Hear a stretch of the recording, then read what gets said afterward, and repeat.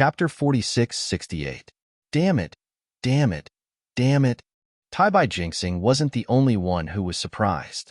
Even the Grand Mist Ancestor's eyes flashed with extreme jealousy. He cursed in his heart. How can an invited guest rush to greet someone before the immortal emperor? If the Dragon Island didn't value Xiaohua, why would the second elder of the Dragon Island personally appear? Haha, greetings, Dragon Master Xiao. A golden light flashed behind Aoe as the golden-winged Peng flew out and laughed. There was another giant dragon beside him. Wasn't that the profound armored pentahorn dragon?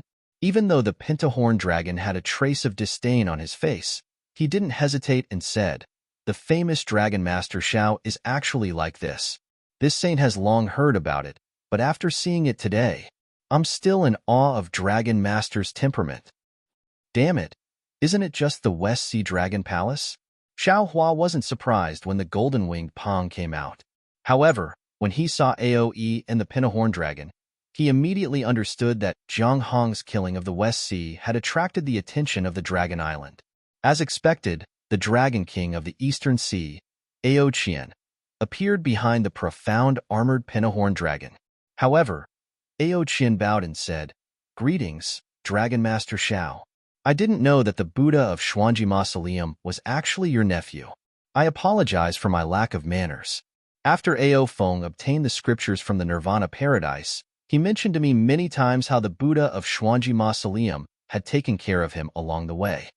Haha, this humble Taoist greets fellow immortals. Xiaohua naturally couldn't greet them when others were so courteous. He hurriedly flew down from the Pegasus and stood in front of the soaring cloud-side hall's door before bowing to return the greeting. Xiaohua didn't activate his Transcendence golden body, which was the figure of an ordinary human. He stood there respectfully, but the second elder of the Dragon Island, the two great sages of the Great Sage Hall, and the East Sea Dragon Palace Lord didn't dare to disrespect him. The four demons hurriedly used their techniques and transformed into human form. They smiled and said, "Dragon Master Xiao, you're too polite." Haha, Master Xiao Lei. Right after Xiaohua finished greeting the dragons and demons, Immortal Emperor Go Chun didn't miss the opportunity to appear. He smiled and said, "After hearing Master Xiao Lei's name, the second elder of Dragon Island was even more anxious than me. He actually came to greet you before me. I really don't know who the real host is." "Your Majesty is wrong." When Xiaohua saw that Immortal Emperor Gaochen had personally come out, he understood that Immortal Emperor Gaochen was attracted by the title of Fortune Gate's Third Master. Therefore, he smiled and bowed respectfully. This humble servant is a human, and is also the Lightning Master of the Immortal Palace. This humble servant can be considered half a host. So, at this point, Xiaohua's heart skipped a beat. He realized that his words were ambiguous and wanted to think of an explanation. After Immortal Emperor Go Chun, Dongfang Qianghao also smiled and said, "Master Xiao Lei is also wrong. If we're talking about half a host, this old man can barely be considered half a host." "You can only be considered half a host?" Hee. Xiaohua was secretly happy. Dongfang Qianghao's words made Immortal Emperor Go Chun even more sleepless, so he didn't say anything else. He just casually replied, That's right. This Xiao has always been afraid of making a fool of himself in this kind of situation. I only said one sentence and immortal friend Dongfang exposed me." Dongfang Qianghao smiled and said, "That's even better." At the Jade Lake Banquet, Empress Dowager Celestial Palace's Immortal Peaches and Immortal Palace's wine are plentiful. Master Xiao can punish himself. Troublesome, troublesome. Xiaohua patted his forehead in distress. This Xiao is most afraid of wine. Haha, if you want to enter the school of the Emperor's Star, how can you not have a good alcohol tolerance? The golden-winged Great Peng laughed and said, Come, let's have a drinking competition with this sage." The group of venerable realm experts laughed and invited Immortal Emperor Go Chun to go first. Xiaohua, Thunderbolt Immortal, and the heavenly being stood in the middle. The Dragon Island's second elder and the others followed behind and entered the Lingyun side hall. Tai Jinxing looked at the Grand Mist Ancestor in the distance and sneered. He naturally didn't dare to enter the Lingyun side hall through the main door. After the main door was closed, he flew through the side door. As for when he could deliver the Grand Mist Ancestor's jade eye and report the Grand Mist Ancestor's intention, it depended on his mood. Damn it! The Grand Mist Ancestor naturally saw all of this, and his anger was unprecedentedly strong. In his heart, he knew that the other forces might not put the fortune gate in their eyes. However, the 3 continents and the 4 seas needed a force that could benefit from both sides to keep each other in check. If Xiao Hua's rise wasn't too lucky, if Xiao Hua's fortune gate wasn't 100 years earlier than his sky-bearing palace, all the glory in front of him would belong to him and not Xiao Hua. Lord Sect Master, Taoist Rider Crane was very quick-witted. Seeing the Grand Mist Ancestor's uncertain expression, he hurriedly whispered, according to this subordinate's knowledge, no matter how many times the Jade Lake Gathering has been held, it seems there has never been such a reception. The Great Sage Hall, Dragon Island, and Immortal Palace have given Xiao Hua too much glory. In this subordinate's opinion, the peak of prosperity is bound to decline. I'm afraid there are many hidden dangers behind this glory. Taoist Rider Crane's Lord Sect Master made the Grand Mist Ancestor's heart itch. He smiled and nodded. Your opinion is exactly what I think. Xiao Hua is just a Tao Gates child. How would he know how to strategize? Didn't you see that he actually destroyed his own bloodsteel? Isn't this giving others a reason to criticize him? A person who goes back on his words.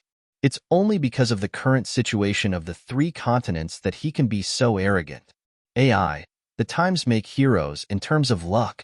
I'm still half a step behind Xiao Hua. Lord Sect Master's luck is about the same. Taoist Rider Crane laughed. At this time, being praised by everyone is like being roasted on a fire. When it's time to make the real arrangements, only then will the cultivation base be tested. In this subordinate's opinion, Lord Sect Master's magic power is divine and can control yin and yang. Lord Sect Master is the one with the real good luck. Humph, good luck is just a facade. The Grand Mist Ancestor coldly snorted. His gaze swept over the tightly shut door of the soaring cloud-side hall, and he transmitted, all kinds of luck are like paper and silk in front of a plan. Before everything is revealed, everything is like the moon in the water. In the end, Xiao Hua will know that everything he did is just to pave the way for me. Everything he has is mine. This subordinate has this confidence. Taoist Rider Crane's eyes narrowed. He also looked at the soaring cloud-side hall and replied, Only Your Majesty is the master of this palace. Only Your Majesty is qualified to be the Tao Gates, Lord Sect Master. Not to mention that the Grand Mist Ancestor and Taoist Rider Crane were flattering each other in front of the soaring cloud-side hall. On the other side of the soaring cloud-side hall, there was a similar door. Moreover, this door was also vermilion red.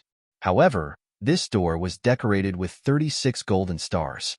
This door was also tightly shut. Moreover, there was no plaque on it. Hundreds of armored female generals stood guard in front of the door. Boom! There was a roar high in the sky, and a 5-colored spot of light was born in the starry sky. The spot of light shook the void and streaked across the sky.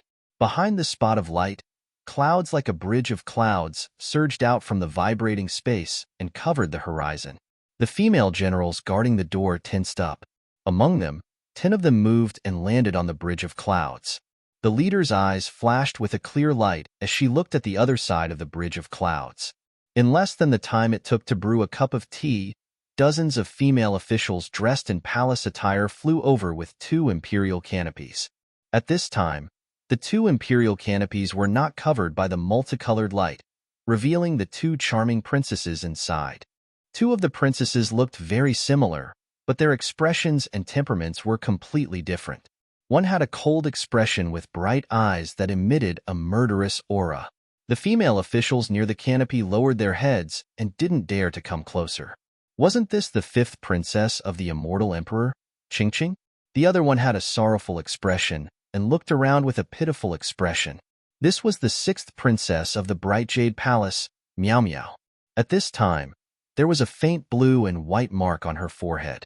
This mark was in the shape of a thunderbolt with faint flashes of lightning inside. Whenever lightning flashed, the princess would frown. She couldn't help but cover her chest. Then, Strands of five-colored light rushed out from her chest.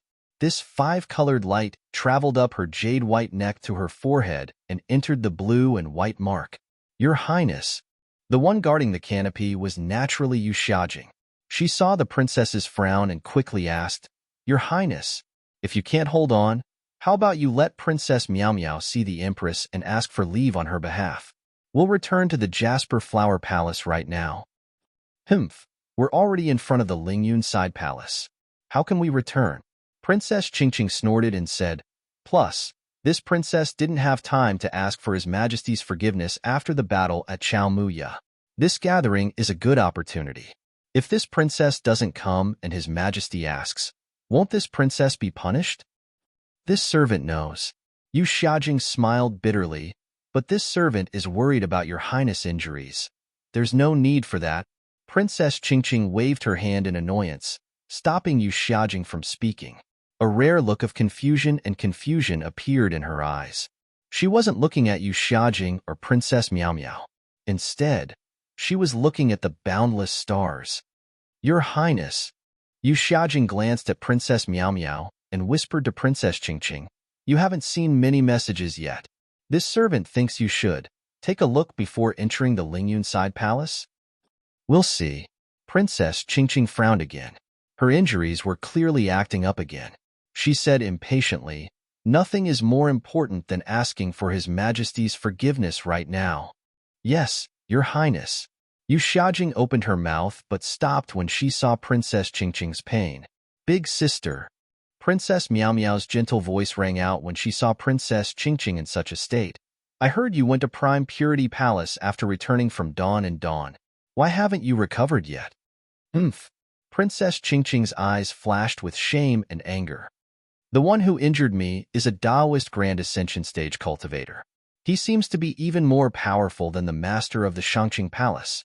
The master's medicine can only treat the symptoms, not the root of the problem. If I want to recover, I'll have to rely on my own cultivation. A Taoist Mahayana. How could he ignore his status and bully the weak? Princess Miao Miao was shocked and patted her chest, worried for Princess Qingqing. Thank goodness you're lucky. But how long will it take for you to recover? I'm afraid it won't be for at least 1,000 years. Princess Qingqing replied through gritted teeth. Alas, elder sister. Princess Miao Miao turned her head and looked to the left of the imperial canopy. She waved her hand to signal those female officials to stay away. Then, she said in a low voice, Although I don't understand these fights and I don't like to compete, I still occasionally hear some rumors. What rumor? Princess Qingqing withdrew her thoughts and asked indifferently. Princess Miao Miao hesitated. Please don't be angry if I tell you. Tell me, I won't be angry. Princess Qingqing's face was a bit cold. It seemed she already knew what Princess Miao Miao wanted to say. Princess Miao Miao sighed, but she still said, I heard you and Xin have some misunderstandings. You seem to have accidentally injured her back then. Since you're talking about Taoist Mahayana, you must be talking about Taoist Master Xiaohua, right? With his strength, how could he only injure you? Presumably, this move of his was also to avenge Xian, right? You injured Xin and he injured you. We're even now. Don't take it to heart. Princess Qingqing knew Princess Miao Miao didn't like this kind of news. It was already good that she knew something. She shook her head. It's not Xiaohua. It's another cultivator. Another cultivator? Could it be the Grand Mist Ancestor? Princess Miao Miao was shocked. The Grand Mist Ancestor's cultivation is nothing. He's not even worthy of carrying his shoes.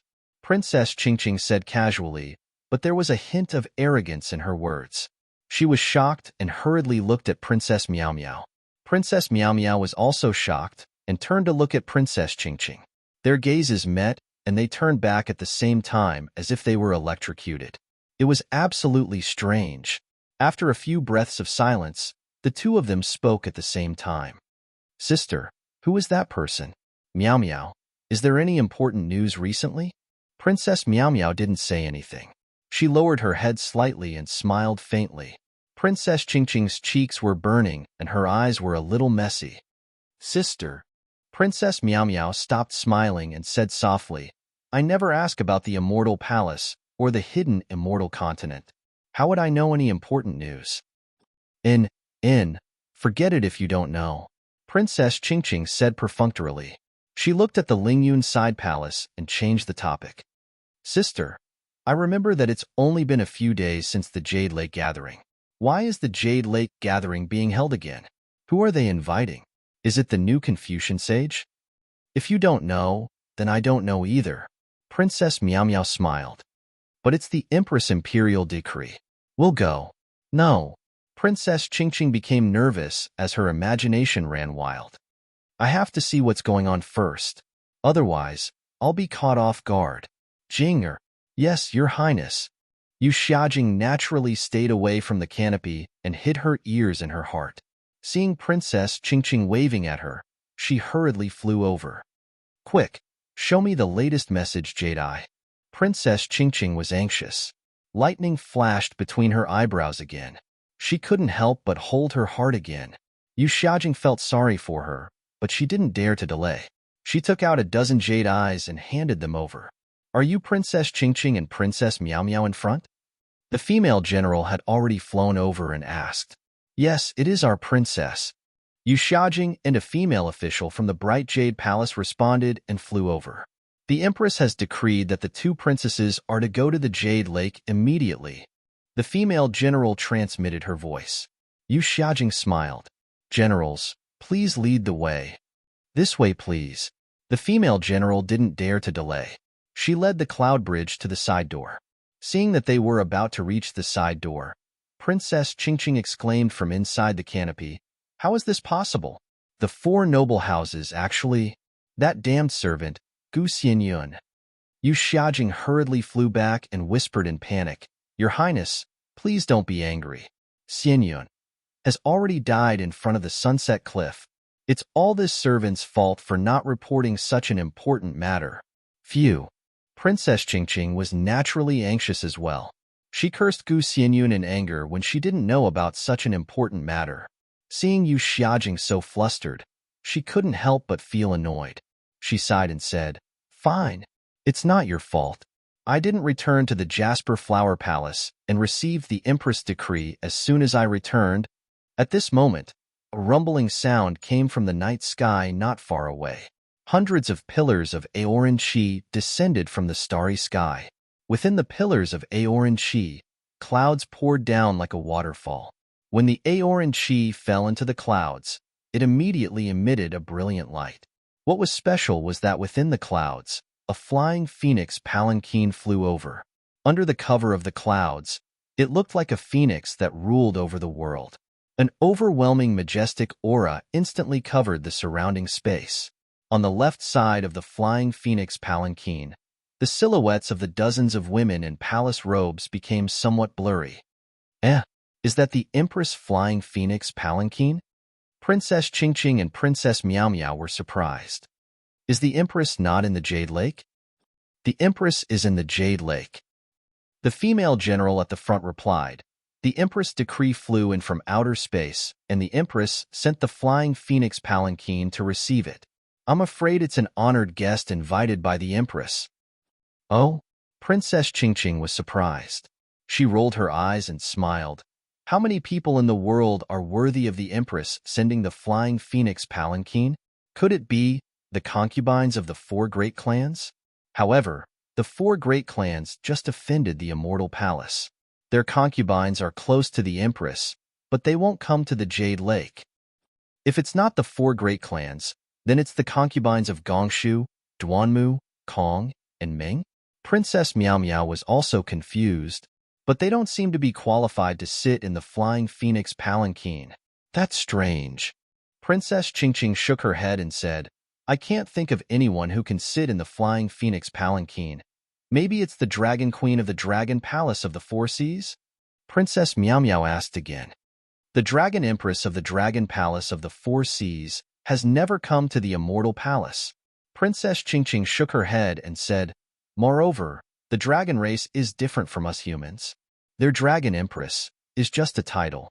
It's far from the status of the concubines of the 100 schools of thought. Forget it, sister.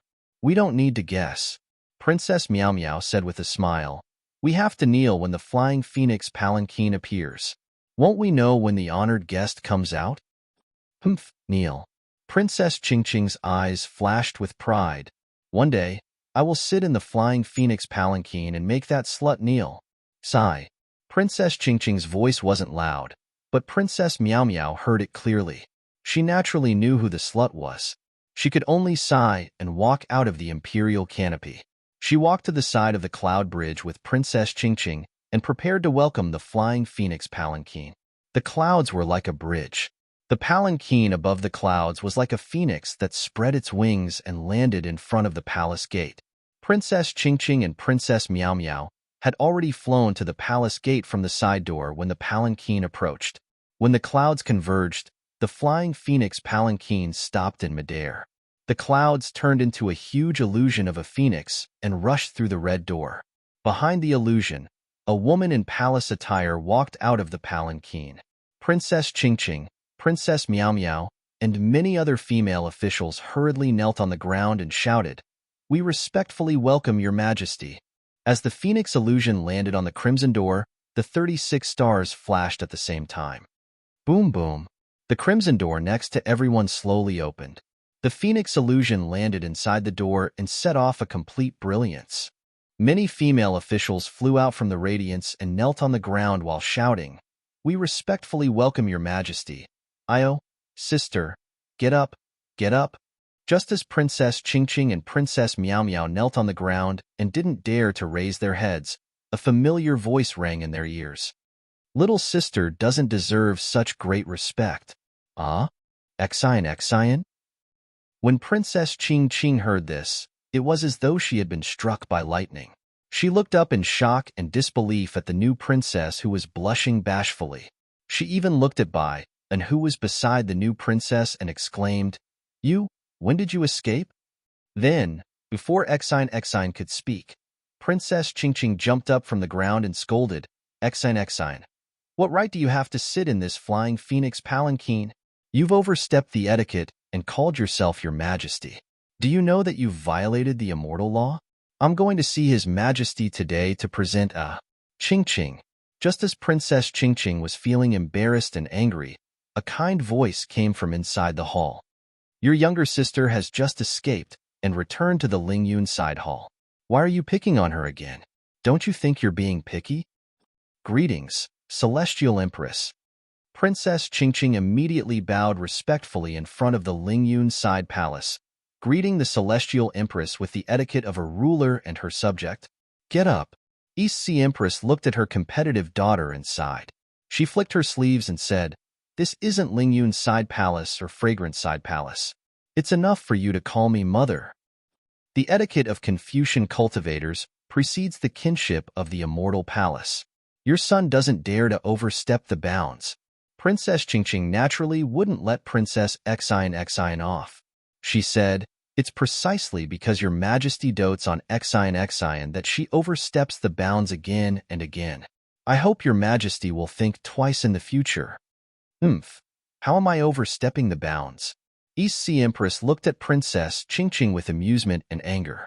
She had called Princess Ching Ching and Princess Meow Meow over today because Princess Meow Meow had a good relationship with Princess Ching Ching and Princess Exion. She wanted to use the Jasper Lake meeting to ease the tension between the two princesses.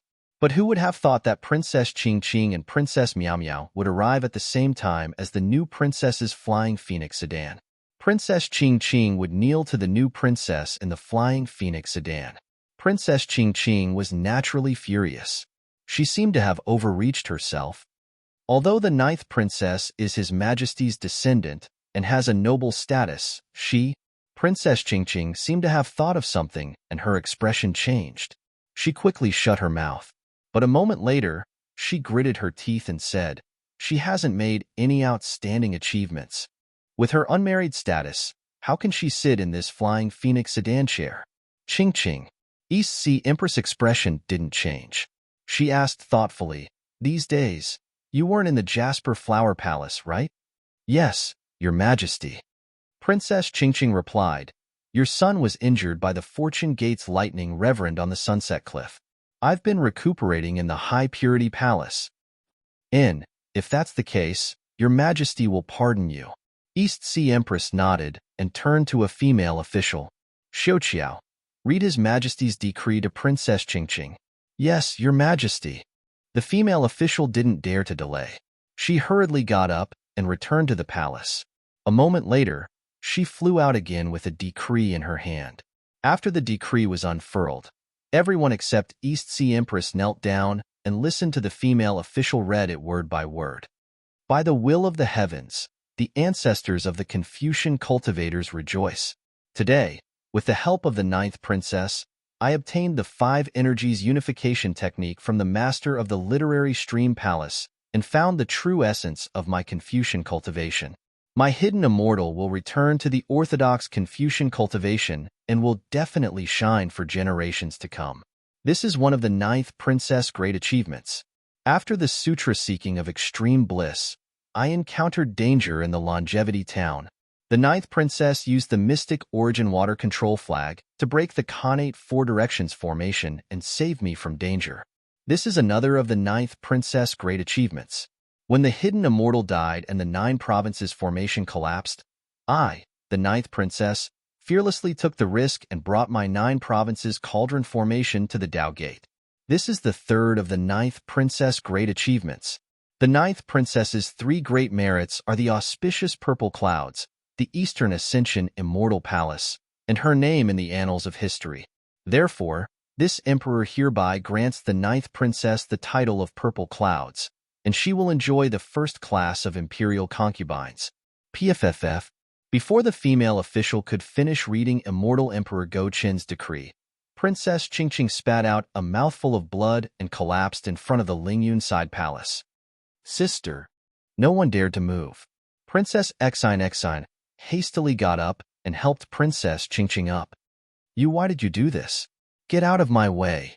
Princess Qingqing's face was pale, but she still waved her hand and slapped Princess Qingqing's hand away. You only obtained some opportunities.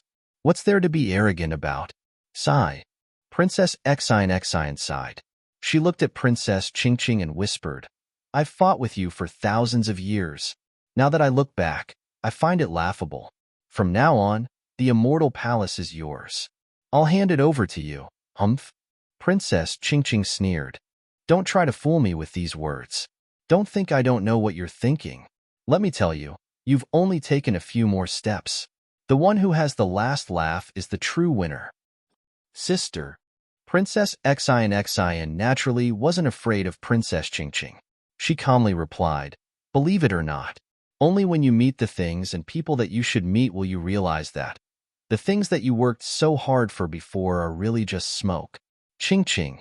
The East Sea Empress looked at Princess Qingqing with heartache. She whispered, Listen to His Majesty's decree first. Princess Qingqing gritted her teeth and slapped Princess Xine's hand away again. She struggled to get up and kneeled. Ancestor, Fortune Gate's Xiao Hua is a handsome human.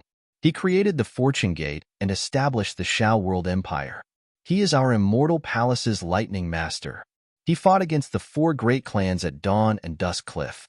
He worked together with me to resist the 4 great clans at Longevity Town. His sincerity towards the 9th princess was felt by the heavens and broke the 9th princess Heaven's punishment prison crystal. I cannot go back on my words.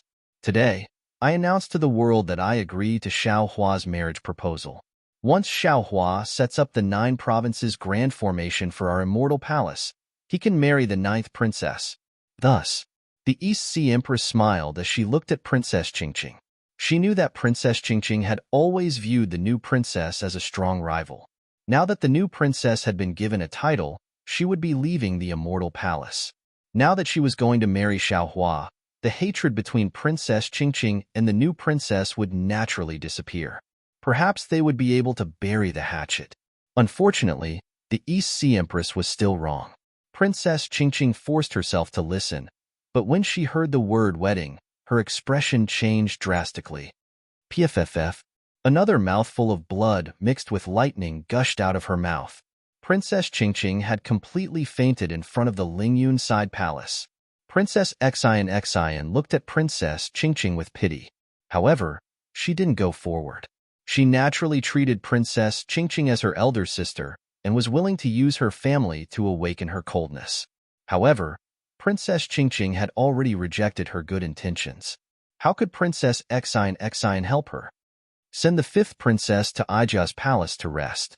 Call the medicine master to diagnose her. The East Sea Empress looked at the arrogant Princess Qingqing with heartache. She hurriedly ordered the female officials beside her. The female officials were a bit flustered. However, they quickly regained their composure. Some of them carried Princess Qingqing. They didn't dare to be rude and still entered through the side door. Some of them hurriedly went to pass the message. Of course, even more female officials surrounded the East Sea Empress and stood guard in front of the palace door. The East Sea Empress saw that the situation had stabilized. She sighed in her heart and forced a smile on her face. She said to Princess Xine, after you receive the edict today, Ija can no longer call you Xine outside. As she spoke, the usually strong East Sea Empress suddenly felt sour in her heart. She actually had tears in her eyes. When Princess Xine saw the East Sea Empress smile, she saw the hypocrisy hidden behind it. Like Princess Qingqing, she also saw the immortal emperor's edict clearly. It wasn't to reward Xine, but to rope in Xiao Hua. Princess Xine even had some doubts in her heart. If she didn't have the same heart as Xiao Hua, even if Xiao Hua proposed to marry any of the immortal emperor's princesses, the names in the edict would be changed at will. However, seeing the tears in her mother's eyes, Xine's heart immediately softened. She was already so burdened facing Princess Qingqing in the immortal palace. What immortal Emperor Gaochen and the East Sea Empress had to face were the 4 great clans, the 100 schools of thought, and even the demon race and the Buddhist sect. They would definitely rack their brains and judge others by their own standards. Xine couldn't blame Her Majesty too much for scheming against Xiao Hua, especially since these tears were tears of farewell. They were tears of reluctance. These tears made Xine think of many things. Xine couldn't help but cry as well. She fell into the East Sea Empress' arms. Cough, cough. Princess Xine only lost her composure for a moment. The East Sea Empress came back to her senses. She gently coughed a few times and helped Xine up. She smiled and said, Princess Xixia, quickly receive the edict. Once we're done with the state affairs and enter the Lingyun side palace, Ija will talk to you about family matters. Yes. As Xine stood up, she returned to normal and nodded with a smile. Also, the East Sea Empress looked at Bai and kneeling beside Xixia and said, Ija knows that you have worked hard and contributed greatly. I have also asked His Majesty for a decree for you. I hope you will be satisfied. Baiyan was shocked. She hurriedly kowtowed and said, This servant doesn't dare to be greedy. This is all new. Princess Xixia's good fortune. The East Sea Empress didn't say much. Another female official beside her took out an immortal emperor's decree and recited it. This decree naturally didn't reward Princess Xixia. It simply pointed out that Baiyan had worked hard and contributed greatly. She was conferred the title of 4th-rank concubine and married to Fu Jiwen. In addition, the Fu clan of the peaceful mountain country was also conferred the title of 5th-rank aristocratic family. Of course, the Fu clan's status as a 5th-rank aristocratic family couldn't match Baiyan's 4th-rank concubine etiquette. This also showed that the immortal emperor was fair in his rewards and punishments. This servant thanks the Empress and your Majesty for your grace. Baiyan was so excited that her face turned red. She kowtowed and thanked the Empress with all her might. This was the etiquette of a 4th-rank concubine. How many women in the world could receive such an honor? Moreover, Baiyan had always been traumatized by her affair with Fu Jiwen. Now that the immortal emperor had conferred her marriage to the world, the gloom in her heart had long dissipated. Not to mention, because Baiyan had married into the Fu clan, the Fu clan had also been promoted to a 5th-rank aristocratic family. This was something that the tiny Fu clan couldn't even dream of. Baiyan was almost certain that once this decree was issued, the Fu clan would definitely worship her like a real concubine. Of course, while Baiyan was thanking the Empress, she also understood that this decree wasn't just about informing Xiao Hua and stopping the 4 great aristocratic families. It was also about her marrying Fu Jiwen, the famous Confucian cultivator of the Fortune Gate. Fu Jiwen, Yu Xiaojing, and the other female officials of the Jasper Flower Palace didn't dare to enter the Lingyun side hall without the East Sea Empress order. At this time, they were also kneeling at the side. When they and the female officials of the Jade Brightness Palace heard about Bai An's grace, they couldn't help but feel envious. There were countless female officials in the Immortal Palace. Although Bai An wasn't unprecedented, there probably wouldn't be anyone like her in the past 10,000 years. You all have seen it clearly. The East Sea Empress glanced at Yu Xiaojing and the others and said coldly, "The Emperor's Star Palace is Bai An is your role model. You all should assist your princess well. Don't cause any trouble. I hope that there will be more decrees like this from my hands in the future." Yes, this servant understands. The female officials didn't dare to be disrespectful and hurriedly nodded in agreement. You all can enter from the side door. The East Sea Empress nodded and ordered, "Meow meow, I and Princess Zixia will wait for you at the Azure Sky Pavilion." "Yes, Empress." After Princess Meow Meow and the others knelt, they watched as the East Sea Empress held Princess Zixia's hand and Bai and accompanied her into the palace. Then, they followed the other female officials into the side door. After entering the palace, they saw that it wasn't an ordinary palace. Instead, it was an expanse of lakes and mountains. What greeted them was a vast expanse of blue waves. The blue waves were like a mirror, reflecting all the strange scenes in the heavens above. When they looked at the heavens above, they saw that it wasn't a blue sky and white clouds. Instead, layers of 9-colored clouds formed a jade necklace, hanging above everyone's heads like lanterns and streamers. As if a gust of wind had blown past, the jade necklace swayed, and the entire sky swayed. Amidst the layers of jade necklace, even more multicolored clouds condensed into auspicious shapes of dragons and phoenixes. When these auspicious shapes fell into the blue waves surged like waves. Pillars of aoran chi that pierced through the heavens and the earth rose like steam, surging between the heavens and the earth. It was somewhat similar to the Buddhist light of the Buddhist sect. Countless images of mountains and rivers flashed out from these pillars of aoran chi. The sounds of war and war, the sounds of men plowing and women weaving, all appeared before everyone's eyes. However, the East Sea Empress and the others didn't pay attention to these beautiful scenes. Instead, they stepped into the auspicious shapes and landed on the blue waves. Clouds immediately surged out from the blue waves, supporting the East Sea Empress and Princess Zixia. They transformed into rainbows that fell into the depths of the blue waves. Wherever the rainbows passed, the jade necklace seemed to be blown by the wind, splitting into two. In just a moment, as the jade necklace swayed, a blue flower appeared in the air. This flower was sparkling and translucent, overflowing with precious light. Before it even flew close, a fragrance that seeped into one's heart followed everyone's gaze, emerging from their noses and mouths. When the fragrance filled the air, the space near the flower lit up with 9 colors. These 9 colors pushed the jade necklace apart, and countless lines and contours appeared between the gaps. When the East Sea Empress flew to the front of the lines, these lines quickly combined, and a jade-colored hooting appeared before everyone's eyes. When the hooting appeared, a rainbow bridge stretched out from the hooting and caught the clouds beneath everyone's feet. When the rainbow bridge shrank, everyone's figures gradually disappeared before they could even touch the hooting. P.S. Thank you to the 2 newly promoted alliance leaders. I am Deluo Jinxian and Mr. Xin Qing, and to the other Taoist who supported this book. I am Deluo Jinxian probably hasn't seen this yet. I hope that when you see this, you can leave a comment in the book review and comment section. Thank you. Fellow Taoists who like this book, please subscribe to it at Qidian, vote for it, give it a recommendation vote, bookmark it, or tip it. Thank you for all forms of support. Fellow Taoists, please go away. Today, I came in 3rd and vomited blood. I fought with the Xinxia combat strength ranking. There's more to come.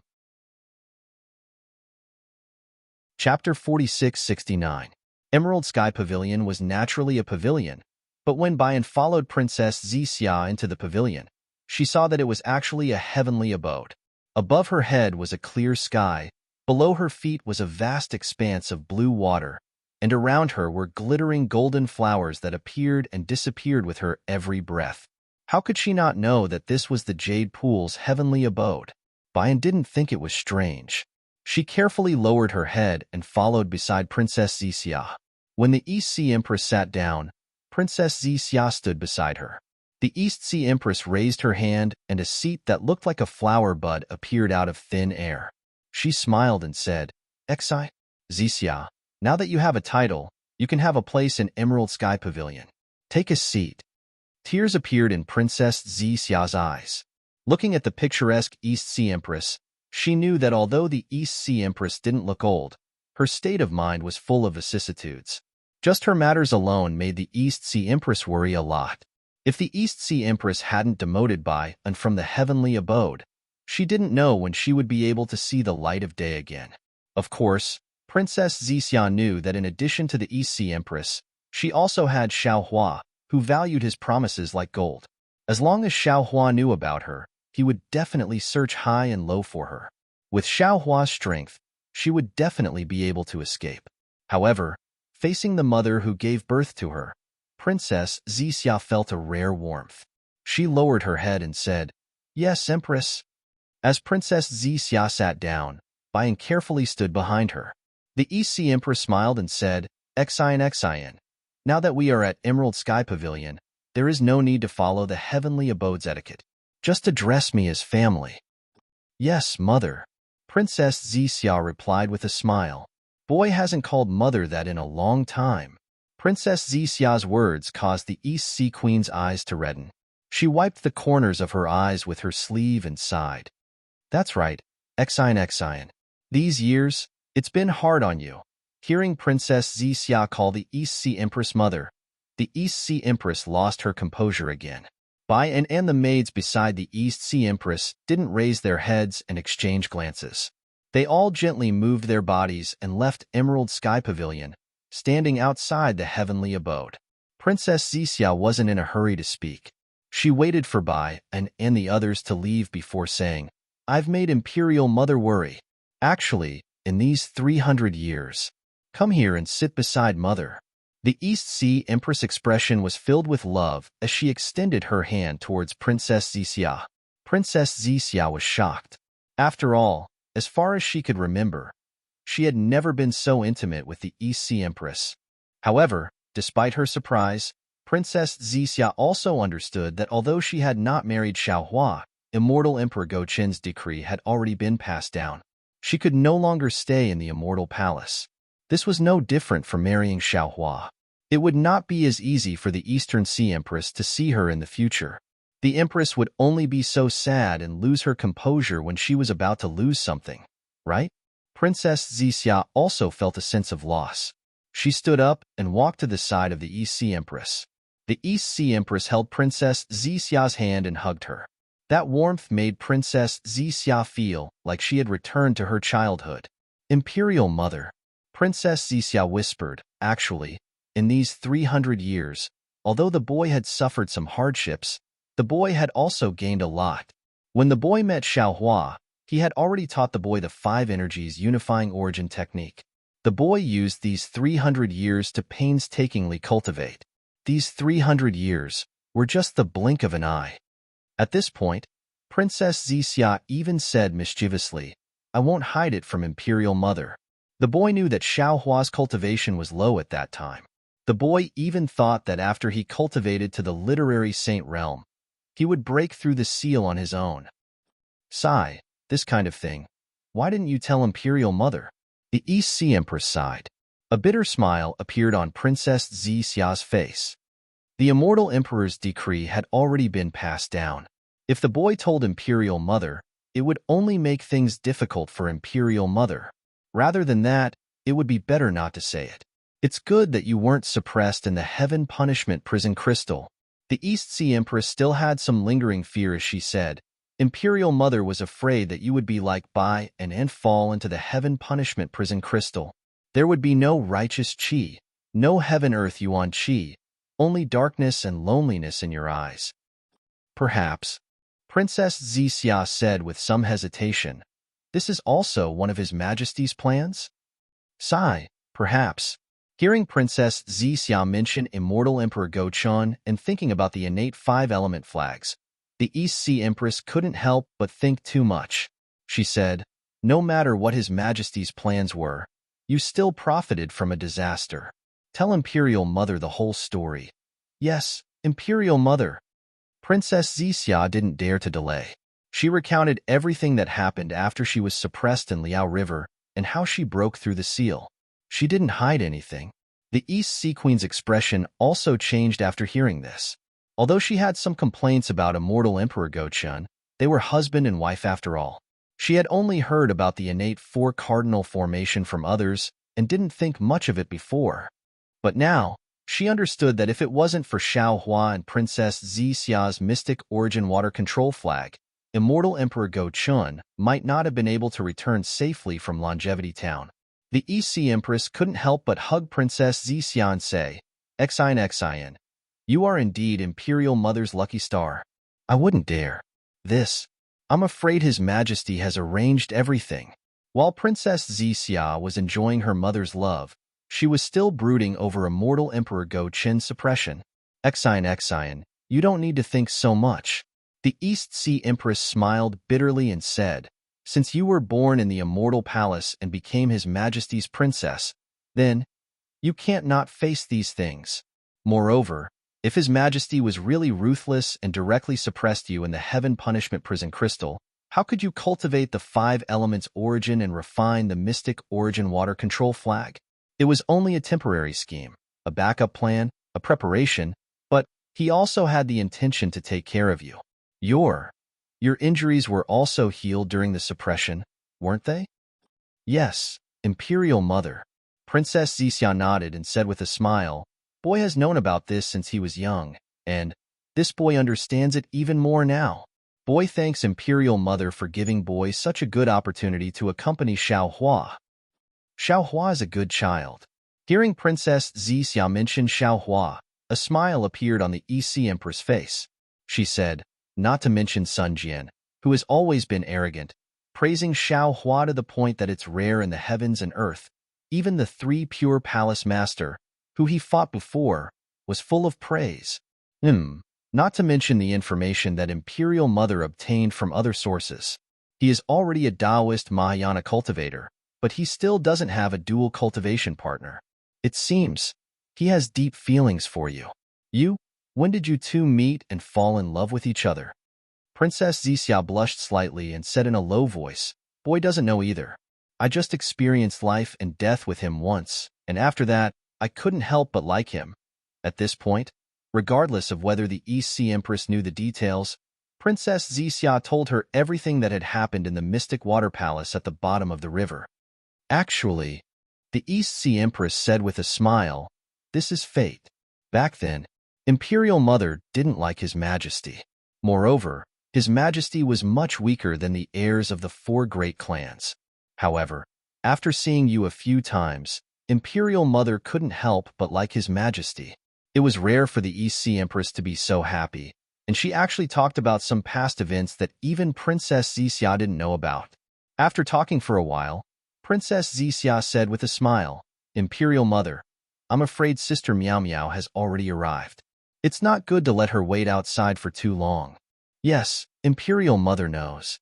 The East Sea Empress nodded and said, "After you participate in this Jade Pool meeting, you will need His Majesty's decree to come to the Immortal Palace again.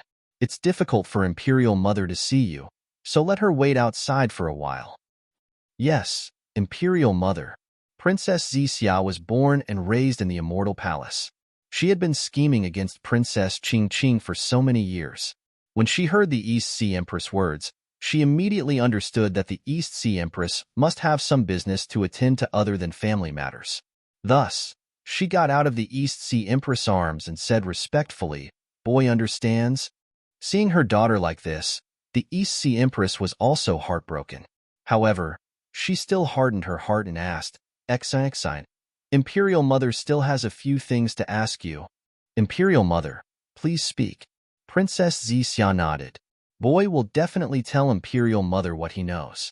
The East Sea Empress pondered for a moment, then looked into Princess Xia's eyes and asked, "The fortune gate." Unfortunately, before she could finish, Princess Xia smiled sweetly and said, "Imperial Mother, forgive this boy for being unfilial. Boy has been engaged to Xiao Hua, so boy is Xiao Hua's person and no longer belongs to the immortal palace. My Confucian cultivator's daughter scripture clearly states that if a woman marries a chicken, she must follow the chicken. If she marries a dog, she must follow the dog. Boy must not speak about the fortune gate." The East Sea Empress had already expected Princess Xia to answer in such a way. She smiled and said, "His Majesty's decree has not been made public yet, so you are not considered." Before the East Sea Empress could finish, Princess Xia interrupted her again and said, "Then Imperial Mother will be disappointed again. Boy has escaped from the Longevity Town and returned to the Fortune Gate with Xiao Hua. He has not entered the Fortune Dao Palace. Therefore, I don't know anything about the Fortune Gate's matters." All right. The East Sea Empress's face was expressionless. She nodded slightly and said, "In that case, Imperial Mother will not force you. However, can Imperial Mother ask about some matters outside the Fortune Gate?"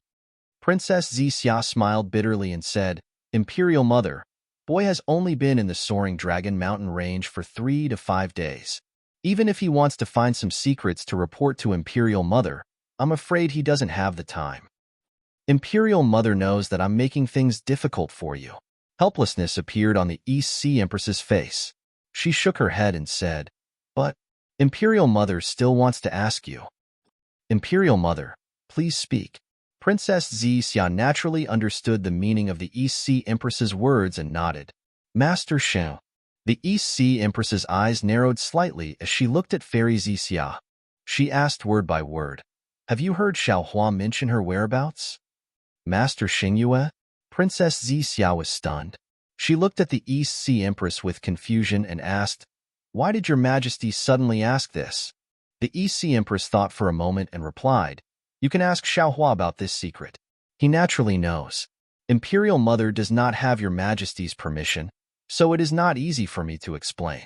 You only need to answer Imperial Mother's question."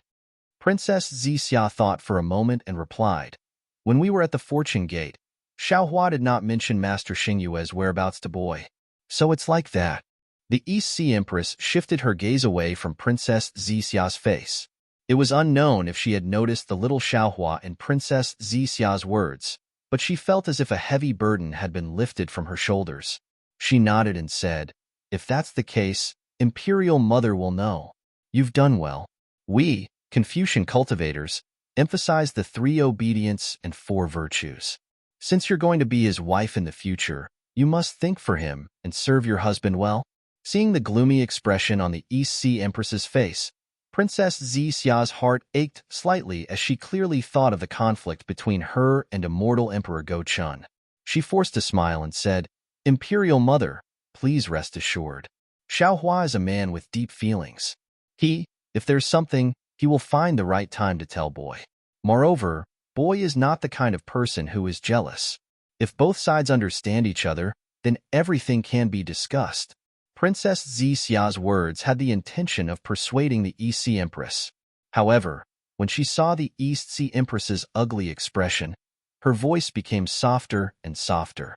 In the end, Princess Xia rolled her eyes and said with a smile, "However, Imperial Mother, although boy cannot tell Imperial Mother the whereabouts of Master Xingyue, boy can tell you who is currently in charge of Star Plucking Tower."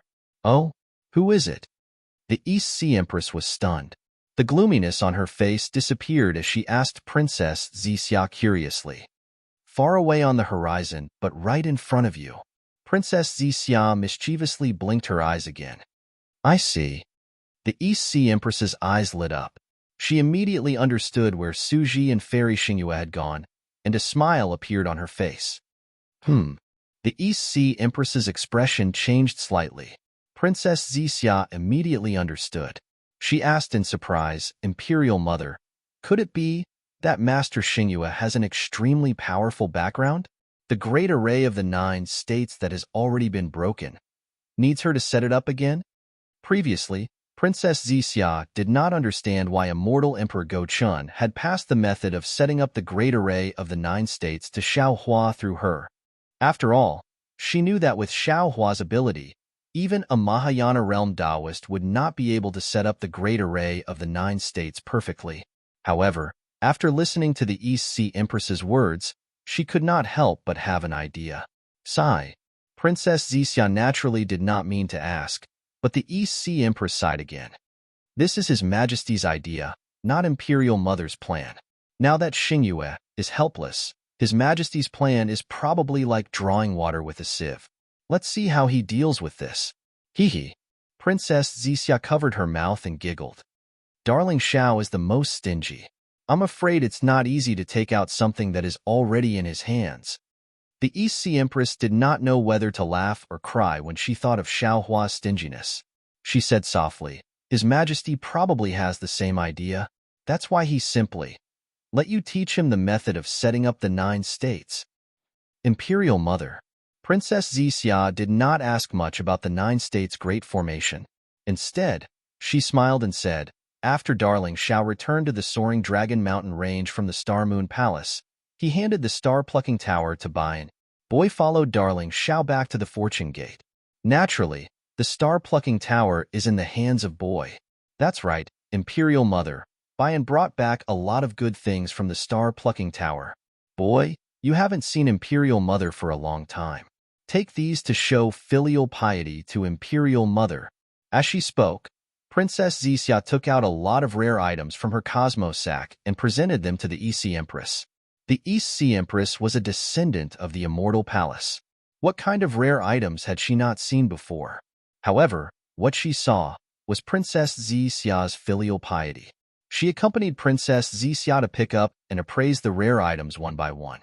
After almost an hour, she smiled and said, Exine, Imperial Mother knows of your filial piety. This star moon is very important to Xiao Hua. You must take good care of the star-plucking tower.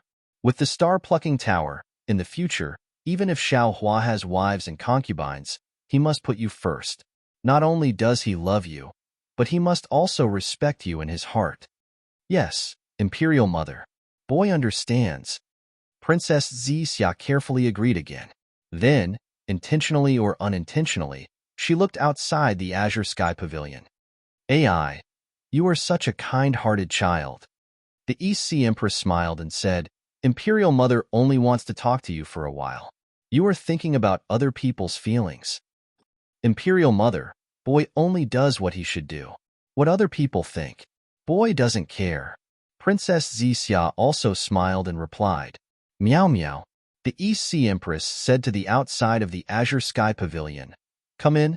Princess Meow Meow entered the Azure Sky Pavilion.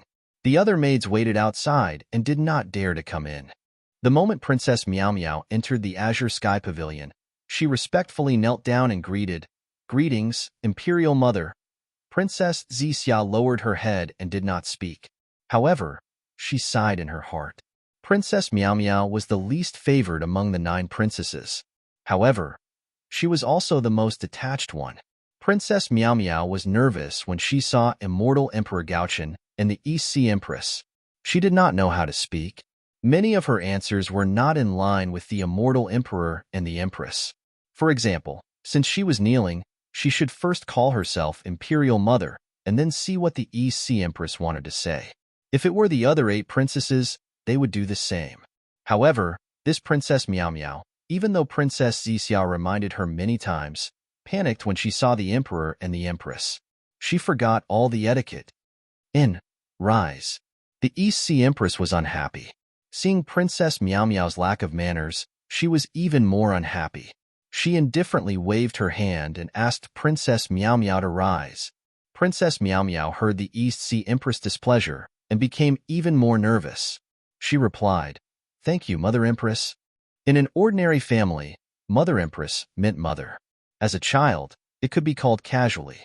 However, in the Immortal Palace's etiquette, unless the princess ordered it or the Empress agreed, it could not be called casually. Princess Xixia heard Princess Meow Meow lose her sense of propriety again. She hurriedly smiled and said, Elder sister, come quickly. I haven't seen you for several hundred years. I really miss you. Princess Meow Meow naturally smiled. Just as she was about to speak, She suddenly remembered her previous greeting. She frowned slightly and looked at Princess Zixia with a regretful expression. How have you been recently, elder sister? Princess Zixia naturally wanted to find something to talk about and casually asked. Facing her younger sister, Princess Meow Meow immediately regained her liveliness. She smiled and said, elder sister can't be compared to younger sister. You can casually go down to the lower realm and meet your ideal husband. Even if you are punished by His Majesty, it is still a blessing in disguise. Moreover, younger sister's ideal husband is someone that Empress and His Majesty can rely on. My immortal palace and Empress should also talk to younger sister more.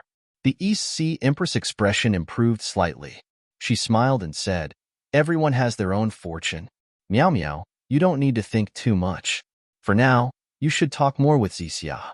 After the Jade Pool meeting, if you want to see her, it will be a little troublesome. Hee hee, Mother Empress. Princess Zixia wanted to help Princess Meow Meow. She smiled and said, although Darling Xiao is stingy, he is definitely not a petty person. If elder sister is willing, you can go to the soaring Dragon Mountain range. Younger sister will welcome you with open arms. Good. The East Sea Empress heard and smiled. She nodded and said, once Zixia leaves, I don't know when she will return. I can't go visit often.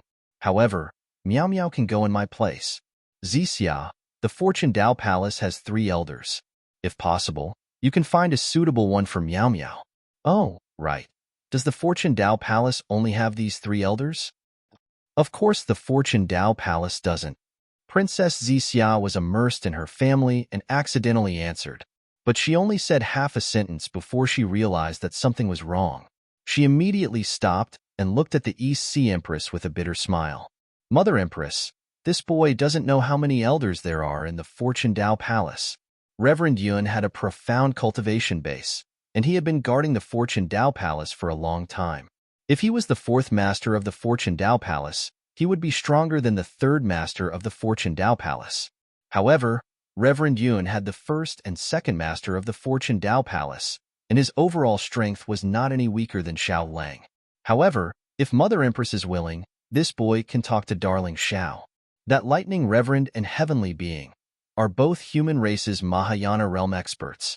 If Sister Meow Meow marries them, it will definitely not taint our immortal palace. Princess Zixia's first sentence was naturally an explanation to the East Sea Empress. Her second sentence was obviously a perfunctory one. She was just casually playing along with the East Sea Empress words. However, when Princess Meow Meow heard this, she became anxious and waved her hand. Xian, please don't. If Ching. Princess Meow Meow realized that she had said something wrong and hurriedly stuck out her tongue and lowered her head. However, Princess Meow Meow's unintentional words attracted the East Sea Empress and Princess Zixia's attention. The East Sea Empress said unhappily, Meow Meow, you are you, and Ching is Ching. Your matter has nothing to do with her. If you marry the Fortune Dao Palace's 2nd elder or 3rd elder, it will be beneficial to the immortal palace. The East Sea Empress's words were a little blatant, but Princess Zixia and Princess Meow Meow felt that it was only natural. After all, in the eyes of the immortal palace and the 100 families, the meaning of marriage was more towards the family's interests. The so-called feelings were just collateral. Princess Zixia was also very happy that she was able to meet such a good husband like Xiao Hua. However, Princess Zixia knew Princess Meow Meow far better than the East Sea Empress. She knew that although Princess Meow Meow was afraid of the East Sea Empress and the Immortal Emperor, she was not afraid of Ching and the other princesses. She frowned and asked curiously, Sister, what do you mean? Could it be that Ching? This? Princess Meow Meow's face was a little red, and she even said uneasily, You have to ask Ching about this. I don't know. It would have been better if Princess Meow Meow did not say anything. The moment she said this, even the East Sea Empress understood a little. She also frowned and looked at Princess Meow Meow. It would have been better if the East Sea Empress did not look, but when she did, Princess Meow Meow became even more flustered. She hurriedly waved her hand and said, Mother, about Princess Ching and the Lightning Reverend. Princess Meow Meow was completely dumbfounded. She did not dare to say another word. She nervously knelt on the ground and kowtowed. Empress, Boy really doesn't know. Really doesn't know, mother. Seeing that Princess Meow Meow's face was pale with fright, Princess Xixia hurriedly smiled and said, "Don't ask, let the boy talk to sister." The East Sea Empress looked at Princess Meow Meow with some pity, but did not say anything. Her gaze was filled with a complicated expression. It was hard to tell if it was disgust or love. "Sister." Princess Xixia walked in front of Princess Meow Meow and reached out to hold her ice-cold hand. She smiled and said, "Don't be too nervous. Didn't you say a lot when I accompanied you to drink at Jade Brightness Palace? You and I are sisters. If I can get it, you can too. You are not inferior to anyone." Xixia. Princess Meow Meow's heart calmed down slightly. Although her voice was still trembling, she was no longer nervous. She forced a smile and replied, "You are wrong. Everyone is different from others. This was already confirmed when this person was born. Temperament, character, temper, and so on are not easy to change. Although you and I are both princesses of the immortal palace, temperament determines everything. I won't talk about others, but I will talk about you. Forbearance, magnanimity, modesty, but not avoidance. These are all things that allow you to handle things with ease. Sister knows her own limits. Being an idle princess and being able to share some of His Majesty's and Empress's worries is enough. I can't do anything." Princess Meow Meow had already said these words to Princess Xixia. Princess Xixia only brought it up again to ease the atmosphere. Thus, Princess Xixia smiled and said, "Sister's words are also very good. Just be yourself and live your life well. Actually, you don't have to force yourself." "Thank you, Xixia." Princess Meow Meow held Princess Xixia's hand and said sincerely, "Sister heard His Majesty's decree just now. Sister is really happy for you. Only a perfect girl like you can have such a wonderful life." Seeing that Princess Meow Meow had calmed down, Princess Xixia let go of her hand, blinked her eyes, and said, "Since Sister said Sister is perfect, do you think Sister will hit you when you are down? These are two different matters." Princess Meow Meow naturally understood what Princess Xixia was talking about. She shook her head and said, "If you want to hit me when I am down, there are too many opportunities. So, you can rest assured and tell me the cause of this matter." Princess Xixia smiled and said, "If you don't tell me now, won't it be even more troublesome when Ching Ching blames you if something really goes wrong?" "All right." Princess Meow Meow naturally understood the stakes. Since she had already spoken and was also worried about Princess Ching Ching, when would she say it if not now? Thus, Princess Meow Meow told them about the awkward moment she had just faced Princess Ching Ching. For a moment, Princess Xixia and the East Sea Empress looked at each other in dismay. Although what Princess Meow Meow said wasn't very strange and couldn't be considered evidence, and could even be said to be baseless guesses from a woman's intuition, there was definitely something wrong with Princess Ching Ching's thoughts. What exactly is going on? The East Sea Empress was somewhat angry and asked in a low voice, "Empress, the boy doesn't know. The boy only just found out about these clues." The moment the East Sea Empress spoke, Princess Meow Meow lost her composure and hurriedly answered.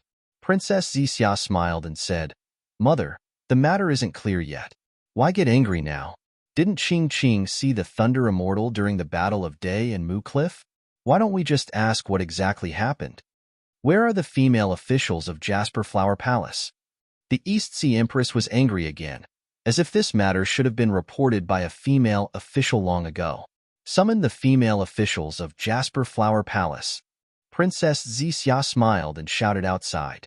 Following Princess Xixia's voice, a portion of the female officials of Jasper Flower Palace flew into Jade Sky Pavilion and respectfully knelt down. "Which one of you participated in the Battle of Day and Moo Cliff with Ching Ching?" Princess Xixia's tone was very strict, far from the gentle tone she used to speak to Princess Meow Meow. The female officials looked at each other and shook their heads. They whispered, "This servant didn't go to Day and Moo Cliff. Where is Yu Xiaojing?" Princess Xixia asked indifferently. Princess Xixia, Yu Xiaojing was worried about Princess Ching Ching's injuries, so she went to look after the princess. The female officials didn't dare to stand up and hurriedly replied, "Please calm down, Empress." The East Sea Empress nodded. How could she punish such a loyal female official? "Go and summon Yu Xiaojing." Princess Zixia's face was expressionless as she continued to give the order. Moments later, Yu Xiaojing was ordered to arrive at Jade Sky Pavilion. As soon as she flew in, she immediately felt that something was wrong. After all, the female officials of Jasper Flower Palace were still kneeling on the ground, and the East Sea Empress looked displeased. Yu Xiaojing didn't even think as she knelt down and kowtowed. This servant greets Empress. Princess Qingqing's injuries haven't healed yet. If Empress wants to punish, this servant doesn't dare to say that I'll take responsibility, but Empress, please postpone the punishment. Yu Xiaojing's words were very appropriate, and the East Sea Empress heard it and nodded slightly. Beside her, Princess Zixia thought for a moment and smiled. Yu Xiaojing, don't be afraid. Empress just wants to ask about Chao Muya's situation. Chao Muya? Yu Xiaojing was confused and whispered, what do Empress and Princess want to ask? This servant doesn't dare to keep quiet. Stand up, Princess Zixia ordered, then looked at the other female officials. You may leave. Yes, Princess. The female officials didn't seem to find it strange that Princess Zixia was giving orders in Jade Sky Pavilion. They respectfully bowed and left Jade Sky Pavilion. The East Sea Empress looked at Princess Zixia with satisfaction. After all, what Yu Xiaojing was about to say might affect Princess Qingqing's reputation, or even more seriously. Who knew if there were other princesses or spies of the four great clans among the female officials of Jasper Flower Palace? Yu Xiaojing, tell me, what happened between Qingqing and Thunder Immortal? Princess Zixia didn't know how to phrase it, so she could only ask ambiguously. Who would have thought that once Princess Zixia said that, Yu Xiaojing's face turned cold. Anger flashed in her eyes. Even her tone became somewhat ambiguous. She coldly said, Your Highness, others may not know about this, but how could you not know about it? Back then, my princess only injured you. Now, not only did you injure my princess, you even want to ruin my princess's reputation. Princess Zixia, you truly deserve to be called Zixia. Men, slap her. Princess Zixia didn't hold back and immediately gave the order without waiting for Yu Xiaojing to finish. Yes, Princess. Princess Zixia's voice came out of Jade Sky Pavilion, and two female officials immediately responded. Two thin and weak female officials flew in and slapped Yu Xiaojing's face.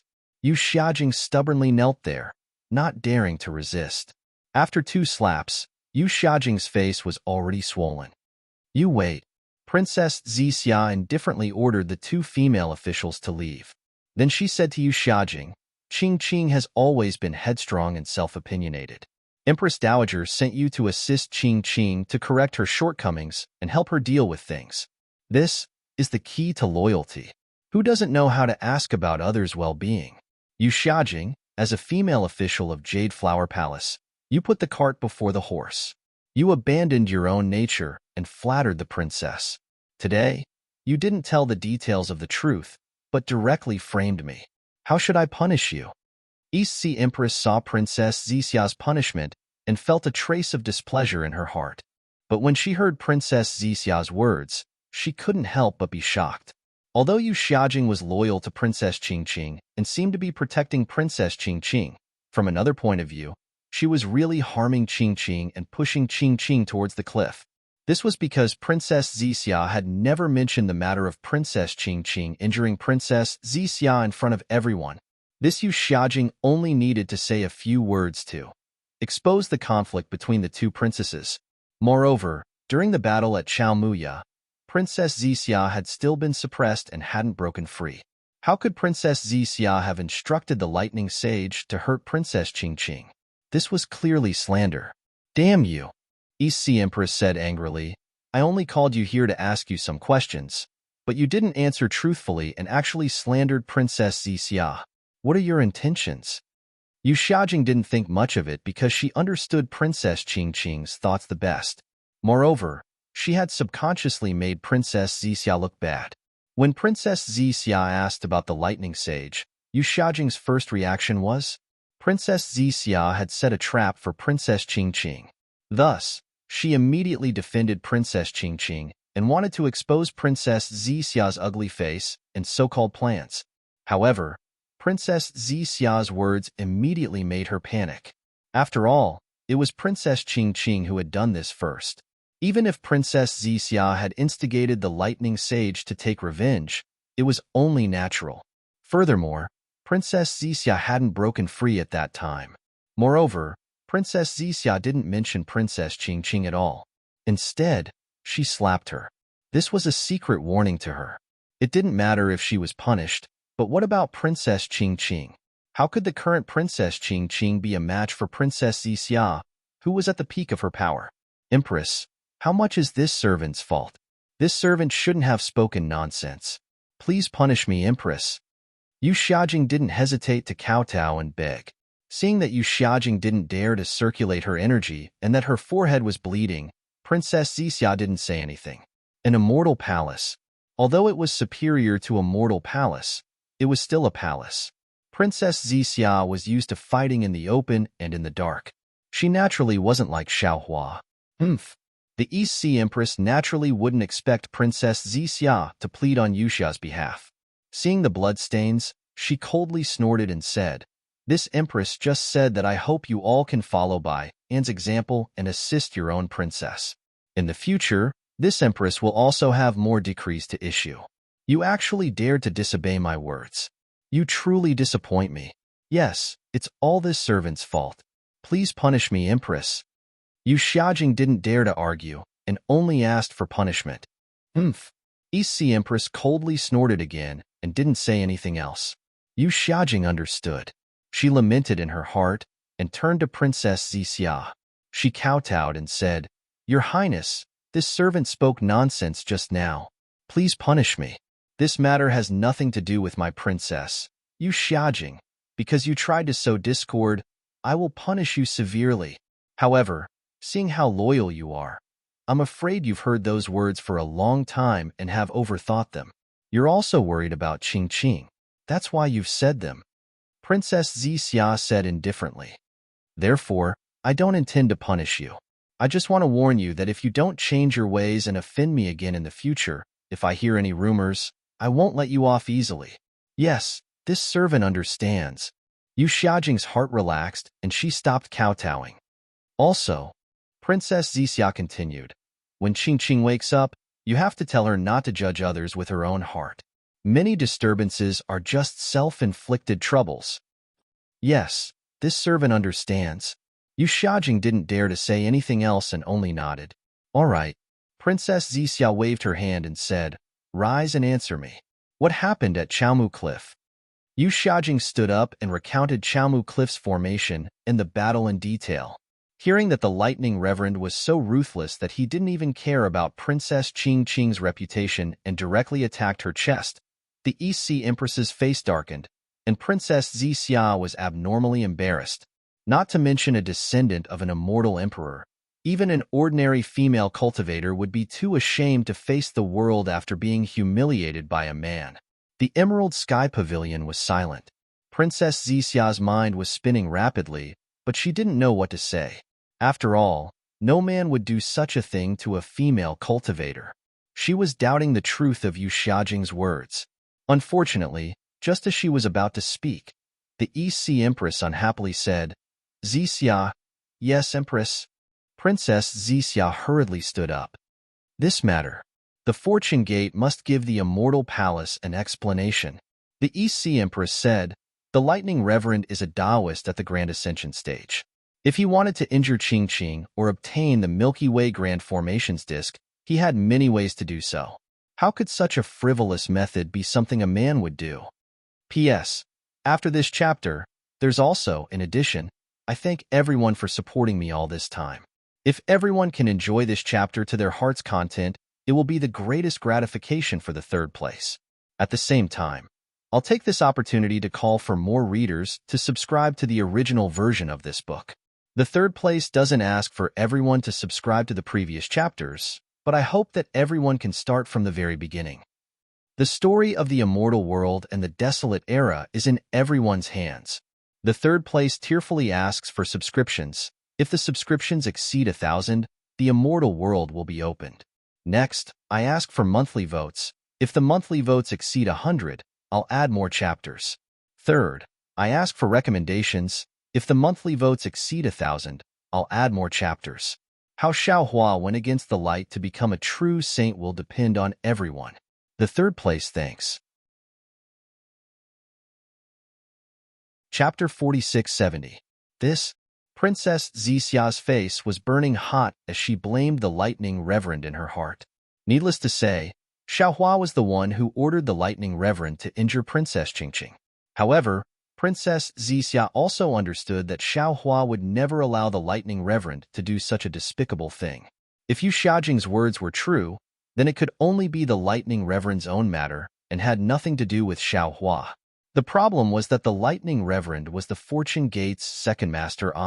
He represented the Fortune Gate and Xiaohua. What is the lightning reverend thinking? Princess Zixia grumbled inwardly. How could he be bewitched by Qingqing's beauty at such a crucial time? Did he do such a foolish thing? Unfortunately, how could Princess Zixia know that the lightning reverend was not a complete person, let alone know the difference between men and women? Qingqing is His Majesty's descendant. Her status is the same as yours. The East Sea Empress scolded. You are now engaged to the Fortune Gate's first master, yet you allowed Qingqing to be molested by the Fortune Gate's second master. This matter. Even if Yu Xiaojing was not lying, if others heard it, they would blame it on you. Zixia, you have to return Qingqing's innocence, or I won't be able to answer to His Majesty and all the women in the world. Thunk. Princess Zixia's heart sank. The East Sea Empress words were clear. She had to return Princess Qingqing's innocence. But how? There were only two ways to return Princess Qingqing's innocence. The first way was for the lightning reverend to commit suicide in front of everyone as an apology. If the lightning reverend ceased to exist, Princess Qingqing's innocence would be preserved.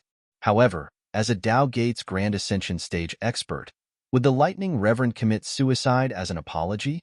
Who in the world had the ability to kill him? This path was obviously impossible.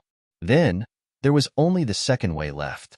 The second way was for the lightning reverend to marry Princess Qingqing, and there would be no innocence between husband and wife. However, from Princess Zixia's perspective, how could she allow the lightning reverend to marry Princess Qingqing? After fighting with Princess Qingqing for so many years, she knew Princess Qingqing's methods better than anyone else. How could she allow a scourge like Princess Qingqing to enter the Fortune Gate? How could she allow Princess Qingqing to share her power in the Fortune Gate? How could she make things difficult for herself, and then let her happy life fall into a harem fight? Moreover, Princess Zixia understood that the Immortal Palace would not give up on annexing and coveting the Fortune Gate just because she had married into the Fortune Gate. Once Princess Qingqing entered the Fortune Gate, and Xiaohua ascended, the entire Fortune Gate would fall into chaos. At the very least, the Fortune Gate would be divided into two, and Xiaohua's painstaking efforts would go down the drain.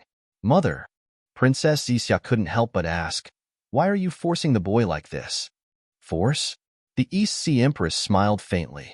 She naturally understood Princess Zixia's thoughts and replied, in Mother's eyes, you are Mother's princess, and Qingqing is also Mother's princess. Mother is happy that you have found a husband you like, and Qingqing is also happy that Qingqing has found a husband she likes. Hearing this, Princess Zixia immediately thought of how Princess Qingqing and Princess Miao Miao were trying to cover things up. She even thought of Princess Qingqing's shame and anger when she heard that she had been bestowed the title of Princess Zixia. That kind of shame and anger was not because she had been bestowed the title of Princess Zixia, but because she had found her husband first. Moreover, Princess Qingqing also understood that she would definitely stop her and the Lightning Reverend from getting together. That little bit of affection in her heart would definitely come to an end. Xian, you have your own happiness, and Qingqing also has her own happiness.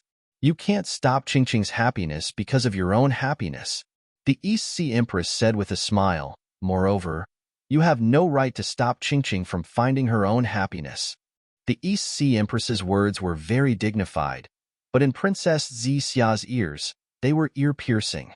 As a mother, it was absolutely natural for her to make such plans for her daughter.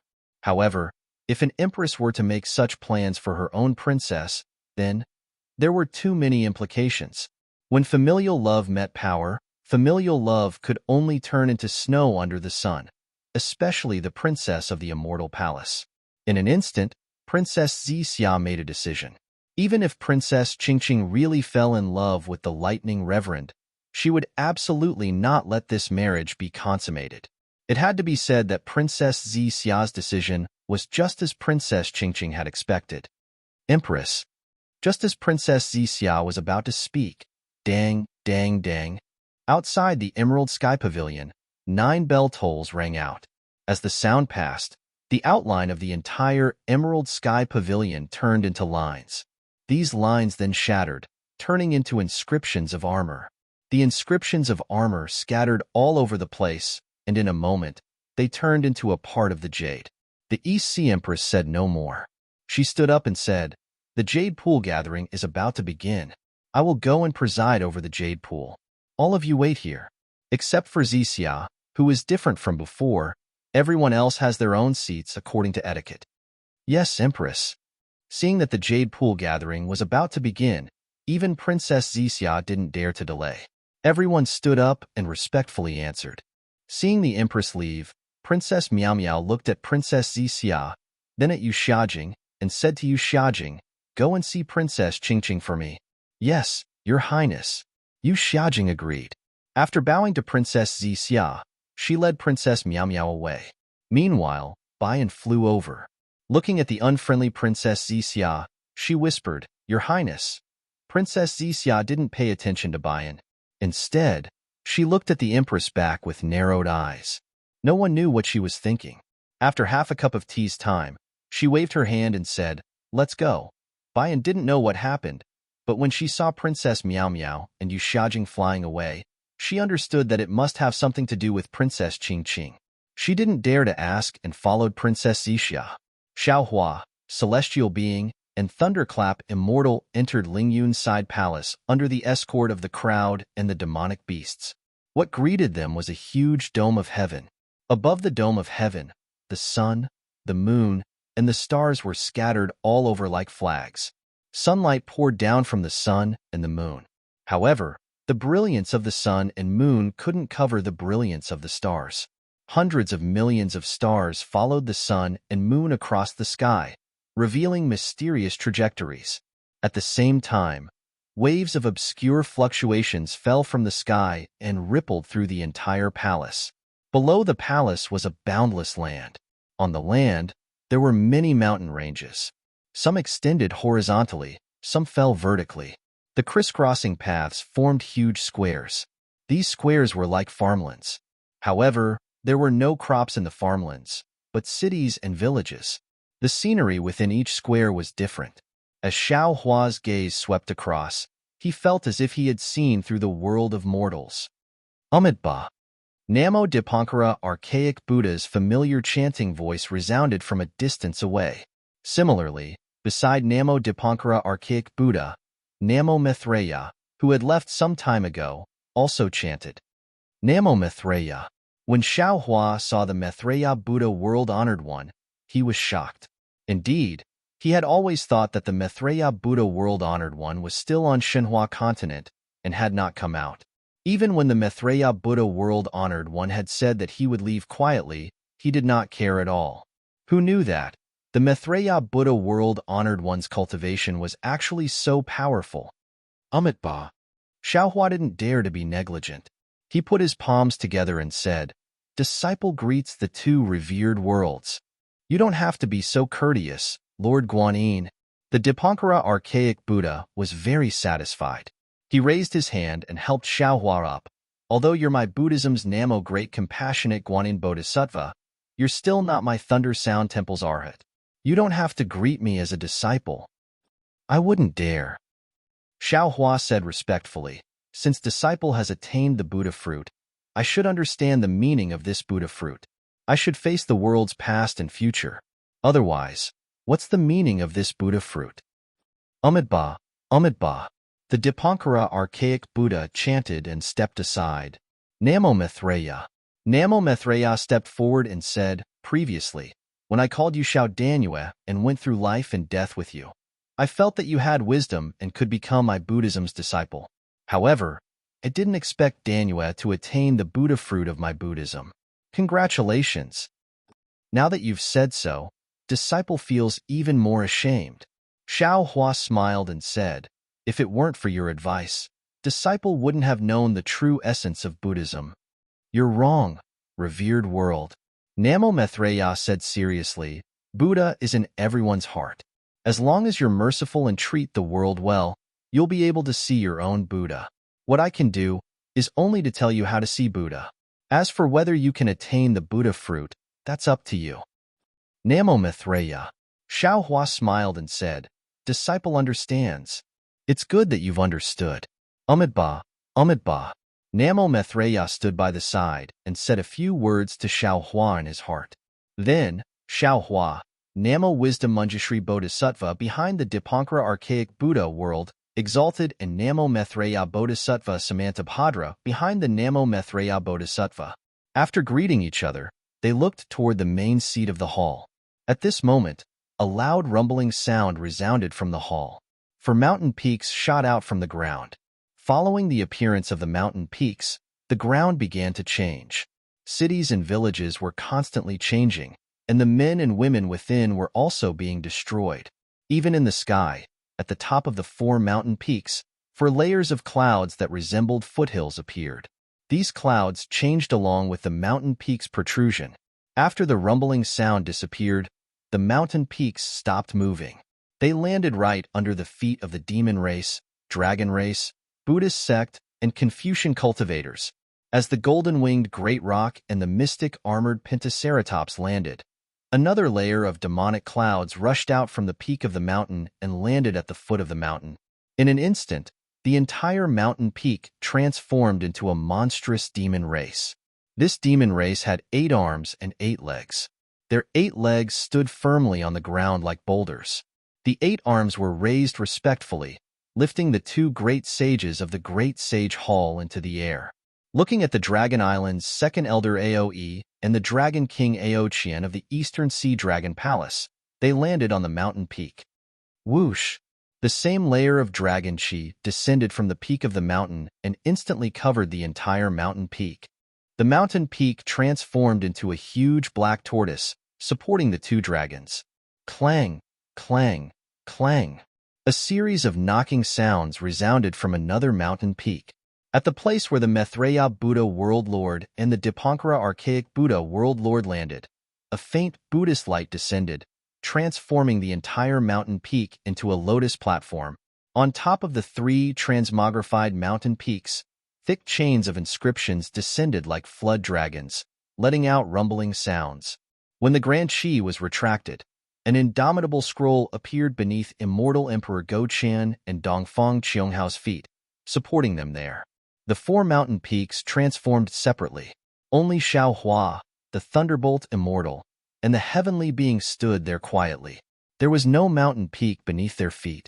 Xiao Hua didn't show any abnormalities. He only looked at Immortal Emperor Go Chan with a smile on his face. I don't know how many years it has been since a Taoist cultivator entered Lingyun Side Hall. Immortal Emperor Go Chan said with a smile, I didn't expect to see a mortal enemy of Confucian cultivators in my Lingyun Side Hall. Now that I'm facing Master Xiao, I can't help but feel a sense of absurdity in my heart. To be honest, Master Xiao, if it were someone else, I wouldn't hesitate to use the power of thunder to kill you right now. I believe, even if Master Xiao has reached the Exalt realm, you still can't face the combined forces of the Confucian cultivators, the dragon race, the demon race, and the Buddhist sect, right? Xiao Hua raised his eyebrows slightly. He didn't show any signs of panic on his face. He only smiled faintly and said, I admit that what your majesty said is the truth. I even know that even without the help of the demon race's great sage, the dragon race's elder, and the 2 exalts of the Buddhist sect, your majesty can still kill me. Maybe your majesty dealt with the primordial chaos ancestor like this? However, if your majesty wants to deal with me, then you must be prepared to be killed.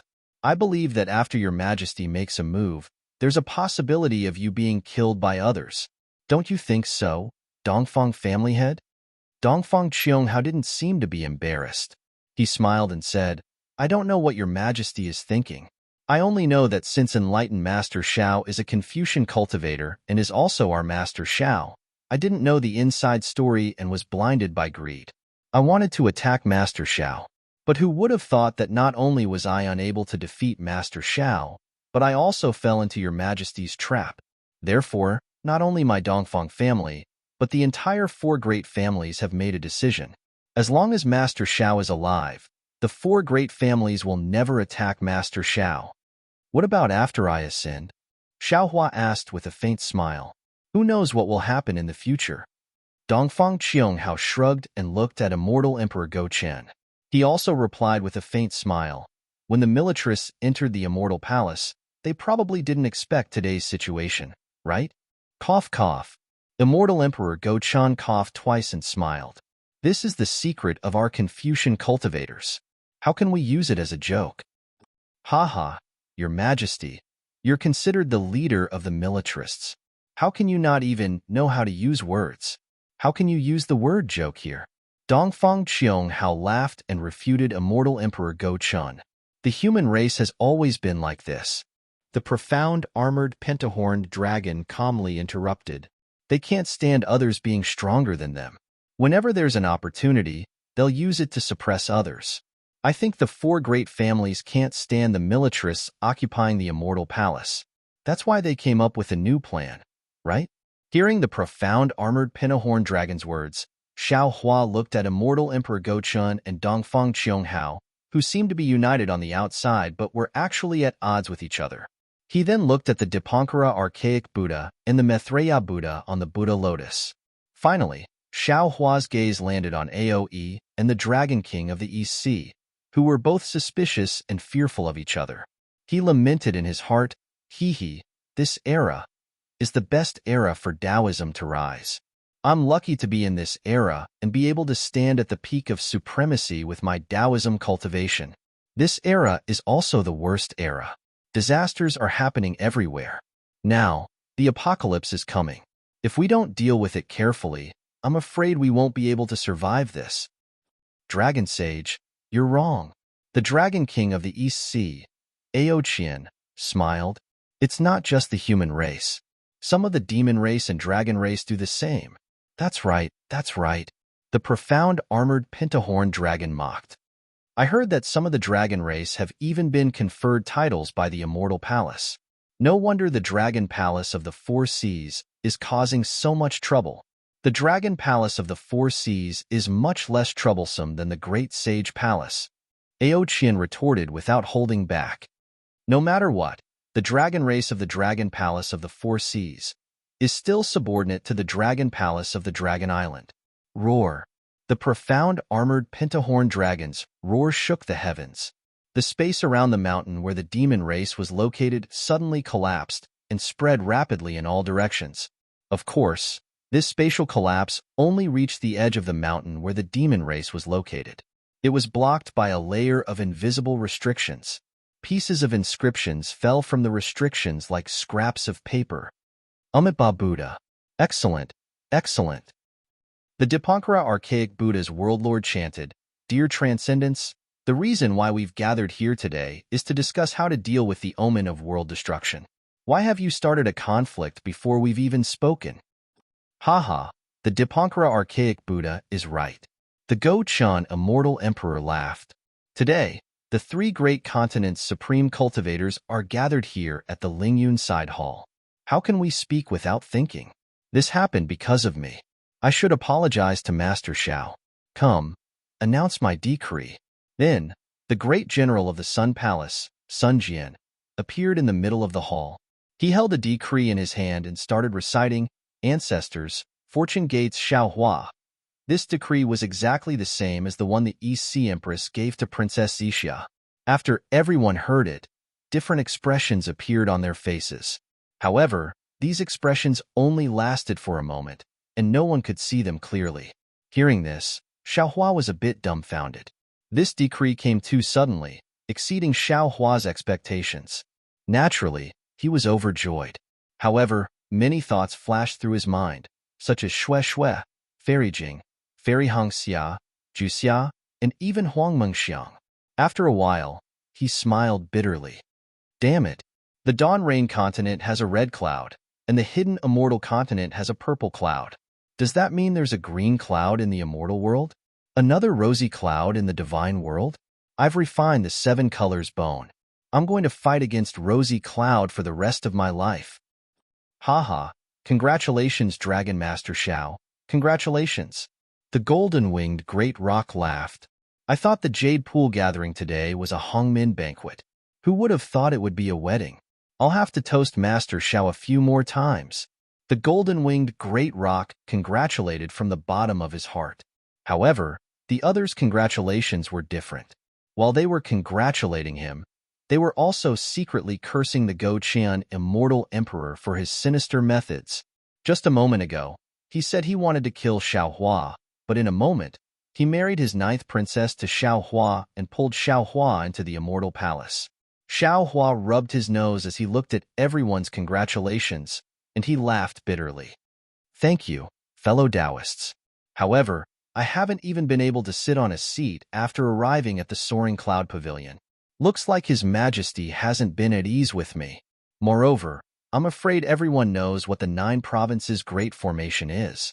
However, who knows when I'll have the strength to set it up? I'm afraid His Majesty has painted a big picture for me. Master Xiao Lei, could it be that you're not satisfied with my arrangement? The Go Qian Immortal Emperor pretended to be angry. If it doesn't work, I'll take back this decree. Sigh. Xiao Hua said helplessly. His Majesty has placed a new happiness in front of me. How can I not accept it? At this moment, Xiao Hua also understood why the Go Qian Immortal Emperor didn't release the Taoist Gates Mountain first. Instead, he waited for Xiao Hua to accept the decree.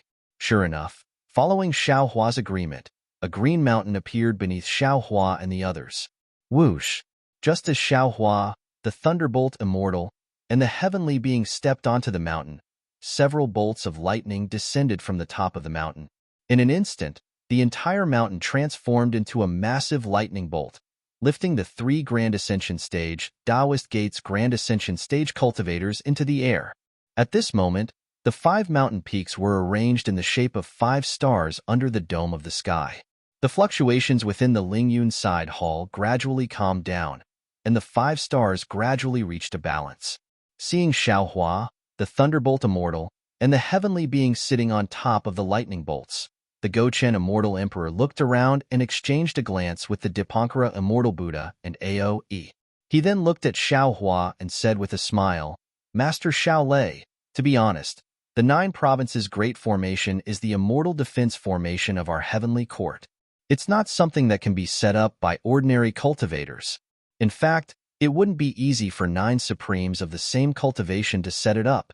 However, Master Xiao Lei might not be able to set it up, but Master Xiao Lei can ask your Taoist Gate seniors to help set it up.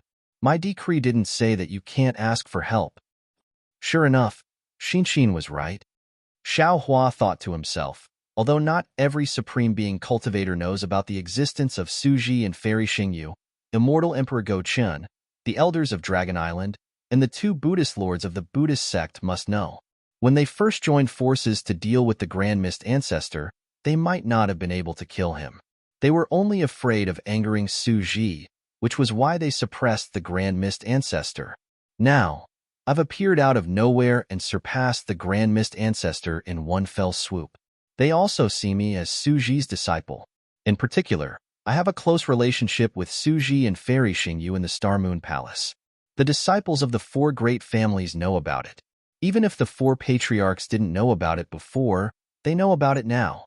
Therefore, they don't dare to force me too much. Since Immortal Emperor Gochun didn't point it out, Xiao Hua simply pretended to be confused. He asked curiously, Your Majesty, what do you mean? Which Taoist Gate seniors can I ask for help? Immortal Emperor Gochun raised his eyebrows and his eyes lit up. He smiled and said, Master Xiao Lei, could it be? Your Majesty, I don't know what you're talking about. Xiao Hua refused to admit it. Hee.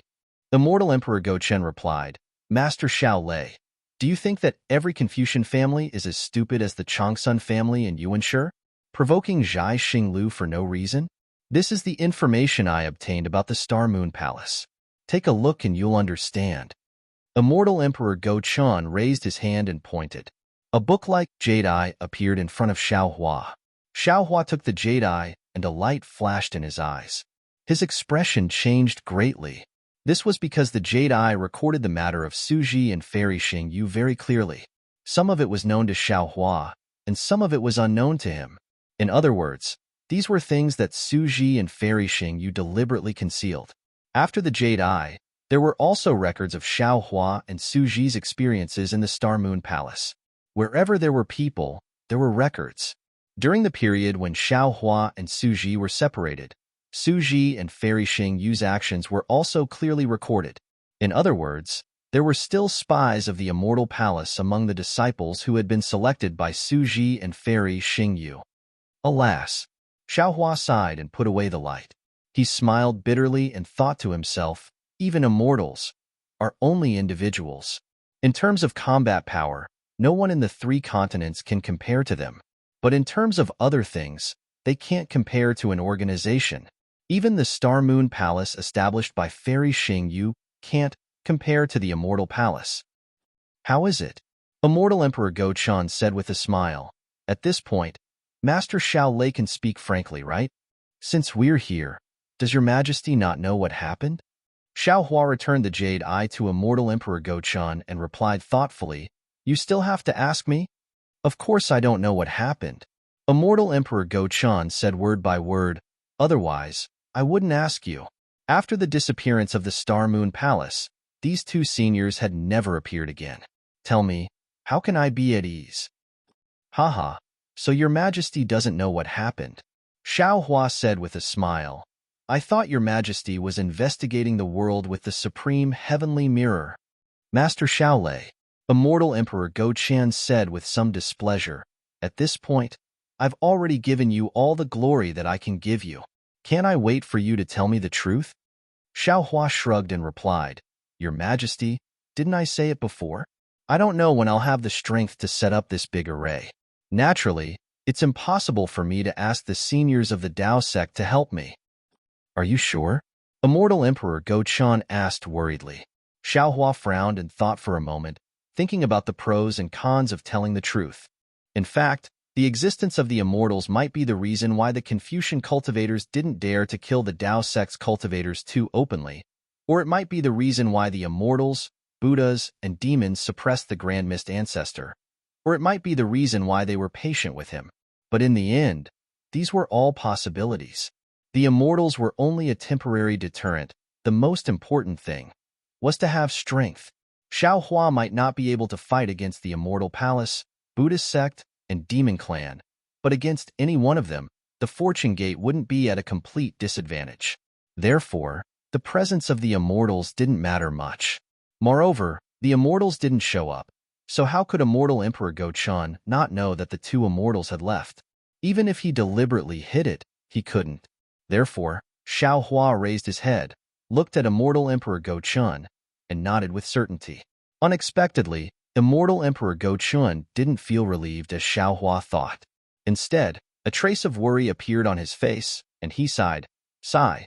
Xiao Hua didn't know if Immortal Emperor Go-chen's sigh was fake, but he at least knew that because of Suji and Fairy Xingyu's departure, Immortal Emperor Go-chen's plan to use him to set up the 9 provinces' great formation had failed. Of course, Xiao Hua also believed that with Immortal Emperor Go-chen's scheming mind, he would never place his bet on the immortals. After all, he had other plans.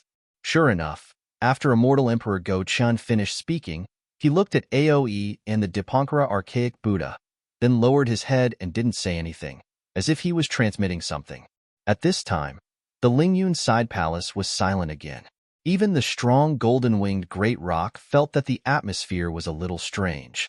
He opened his mouth and wanted to ask Xiao Hua a few words, but when he thought of how close Xiao Hua was now to the Immortal Palace, he wondered if he should avoid something.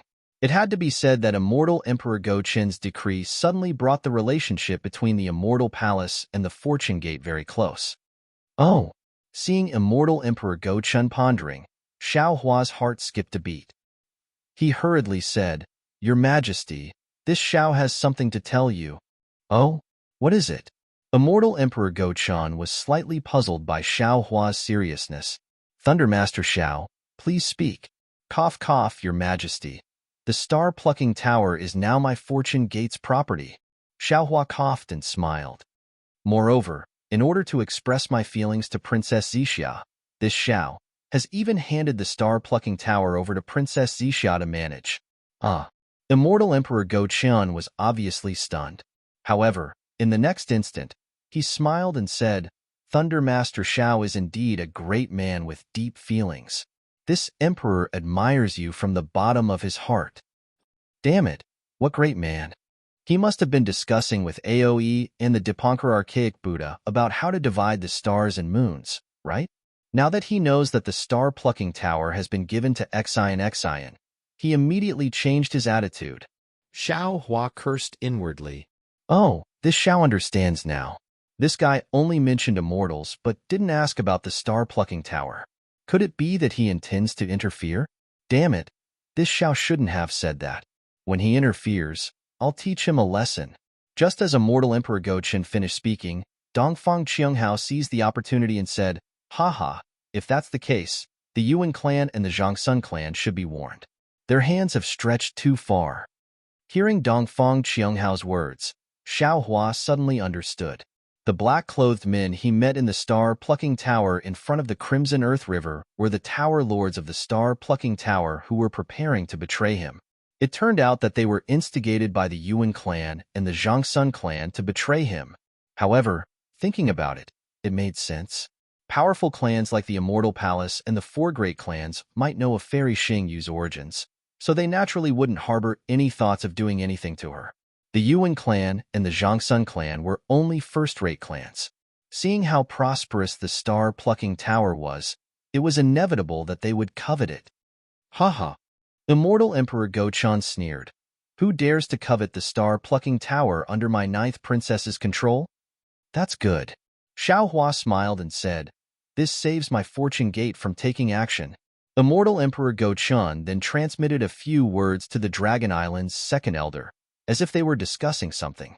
Xiao Hua frowned and said, Your Majesty, if possible, should we invite the Grand Mist Ancestor to the Lingyun Side Palace? Although his forces aren't too strong, we need to discuss how to deal with the apocalypse. His sky-bearing palace might be able to help. Immortal Emperor Gochen stopped and looked at Xiao Hua with surprise. He smiled and said, Master Xiao Lei, could it be that you think the jade pupil that Brat Grand Mist Ancestor took out is his true strength? Xiao Hua shrugged, his face indifferent as he replied, Then how much strength you bring out has nothing to do with this Xiao. This Xiao doesn't put him in my eyes at all. This Xiao only feels that everyone is responsible for the rise and fall of a country. He should also bear some responsibility for the survival of the 3 continents. Moreover, he is still a member of my Daogate and is this Xiao's senior. This Xiao feels that he has the qualifications to stand here. Good. The Golden Rock cheered, Master Xiao Long. It seems like you are still the Master Xiao in this sage's eyes. You are not the kind of person who forgets his friends for a girl. Forgets his friends for a girl? Xiaohua didn't know whether to laugh or cry. He looked at the Golden Rock and said, Sage Peng, is this Xiao so unbearable? How can you not be? The Golden Rock shouted, Old Gochen is Master Lei and stuffed his daughter into your arms. You even helped him escape from the Longevity Town. How can you say? Cough, cough. Without waiting for the Golden Rock to finish, Dongfang Qianghao coughed twice and said, Sage Peng, the past is the past. Don't mention it again. Haha. The Golden Rock laughed and shouted, Indeed, indeed. If this sage was suppressed, he would definitely kill all his enemies after escaping. Then, he would enter the Great Sage Hall openly. However, the human race is a little strange. Look at that Brad Hongming. Back then, he was played by us until he was asterisk, asterisk, asterisk, asterisk, asterisk, asterisk, asterisk. Now that he has escaped, he doesn't repent and keeps coming here. Do you think he's tired of living? Could it be that he wants to be stuffed into the eye of the sea? Sage Peng is wrong. Aoi said with a smile, There was indeed a reason why I didn't kill him back then. Today, Hongming dared to come to the Lingyun Side Hall. Naturally, he has something to rely on. Isn't it just that his strength has reached the peak of the 3 continents? The Golden Rock sneered, If I'm not happy, I will still kill him. The Yin Yang Illustration Handbook. The mystic armored pentagram smiled bitterly. Sage Peng, have you forgotten about this treasure? This brat Hong Ming can be considered a genius. He actually refined the treasure that suppressed him. Now, even if you want to kill him, it won't be easy. There's also Xiao Longshi. Ao Qian, the lord of the East Sea Dragon Palace, said with a smile, this brat Hong Ming has a good idea. He and Xiao Longshi are both from the human Dao sect. As long as Xiao Longshi is here, Xiao Longshi will definitely not let anyone touch him. Furthermore, I am certain that the disciples of the Sky-Bearing Palace Hall have already been sent to every corner of the hidden immortal continent. If anything happens to Hong Ming, if news of Xiao Longshi colluding with immortal Emperor Gochun and working together to kill the cultivators of the Dao sect will definitely spread. Plus, with the matter of Xiao Longshi and Princess Xixia, who won't believe this rumor? At that time, not only will Xiao Longshi's reputation be damaged, even the immortal emperor will be implicated. Maybe some stories will even spread. Humph. Immortal Emperor Gochun snorted. Hong Ming's strength is nothing, but his scheming is 100 times stronger than Xiao Longshi's. Xiao Longshi, you must be careful. Ha ha ha. Dongfang Qianghao laughed and pointed at Immortal Emperor Gochun. Your Majesty, Xiao Hua is a Taoist Mahayana realm cultivator. He is an enemy of us Confucian cultivators, but this old official can't hear any hostility from your words. Minister Dongfang, you are also a Confucian cultivator and an important official of the Immortal Palace. How about this? This emperor will order you to lead the Dongfang family. No, lead the disciples of the 4 great clans to attack the soaring Dragon Mountain range. What do you think? Immortal Emperor Gochun asked with a faint smile. Dongfang Qianghao didn't hesitate and said seriously, of course. However, back then, when we suppressed Hong Ming, we had to involve the demon race and the Buddhist sect. Today, the Fortune Gate is much stronger than Hong Ming. This old official wants to ask for your Majesty's favor. In the soaring Cloudside Palace, we will attack together with the Great Sage Hall, Thunder Sound Temple, and the Dragon Island and Exquisite Temple. Dongfang Qianghao and the others' words were full of ridicule, but in fact, there was a hint of flattery. This was extremely rare from the supreme cultivators of the 3 continents. Of course, this wasn't only because of Xiao Hua's strength. It was also because the current situation was very delicate. Immortal Emperor Gochun took the initiative and used Princess Xixia to win over Xiao Hua. If the Dongfang family, the dragon race, and the demon race wanted to win over Xiao Hua, they had to do it from another angle. Otherwise, the balance of the 3 continents would be disrupted, and who knew which side would suffer. However, Xiao Hua's mind wasn't here. He frowned and said, everyone, this Xiao has already said that the Fortune Gate is the same as the Xiao country. It will never be a hegemon. As long as this Xiao is here, I will restrain my disciples. You don't have to worry. Now, the 3 continents are showing signs of the end of the world. Strange insects have appeared at the borders of the 3 continents and will soon sweep towards the central region. We don't have much time left. If we don't discuss a suitable countermeasure, the 3 continents will be in danger. Amitabha, Lord Guanyin, the Dipankara archaic Buddha smiled and said, you keep saying that the world is showing signs of the end of the world, but have you really seen the end of the world? Xiao Hua was at a loss for words. Of course, he couldn't say that he had seen the end of the world in the ruins. If that brat Primordial Ming was here, he definitely wouldn't rush us like this, nor would he say such things. Dongfang Qianghao smiled and said, he only knows how to wait. Only by waiting will there be benefits. P.S. After this chapter, there's also, I thank everyone for supporting the divinity cultivation all this time. If everyone can enjoy reading this, it will be the greatest gratification for the 3rd place winner. At the same time, I'll take this opportunity to call for more readers to subscribe to the original version of this book. The 3rd place winner doesn't ask for everyone to subscribe to the previous chapters. He only hopes that everyone can start from the latest chapters. The story of the immortal world and the desolate era is in everyone's hands. The 3rd place winner tearfully asks for subscriptions. If the subscriptions exceed 1,000, the immortal world will be opened. If the monthly votes exceed 100, the next chapter will be opened. If the monthly votes exceed 1,000, The next chapter will be opened. How Xiao Hua went against the light to become a martial saint will depend on everyone. The third place winner thanks everyone. Chapter 4671. Benefits. When Xiao Hua heard this word, he couldn't help but burst into laughter. He had never taken the benefits of the 3 continents seriously. As such, he had never thought about it. Yet, many people who talked about the people of the world had placed benefits in their hearts. Could it be? After Xiao Hua understood, he said with righteous indignation, "You're not discussing how to resist the world exterminating strange insects here in the Lingyun side hall.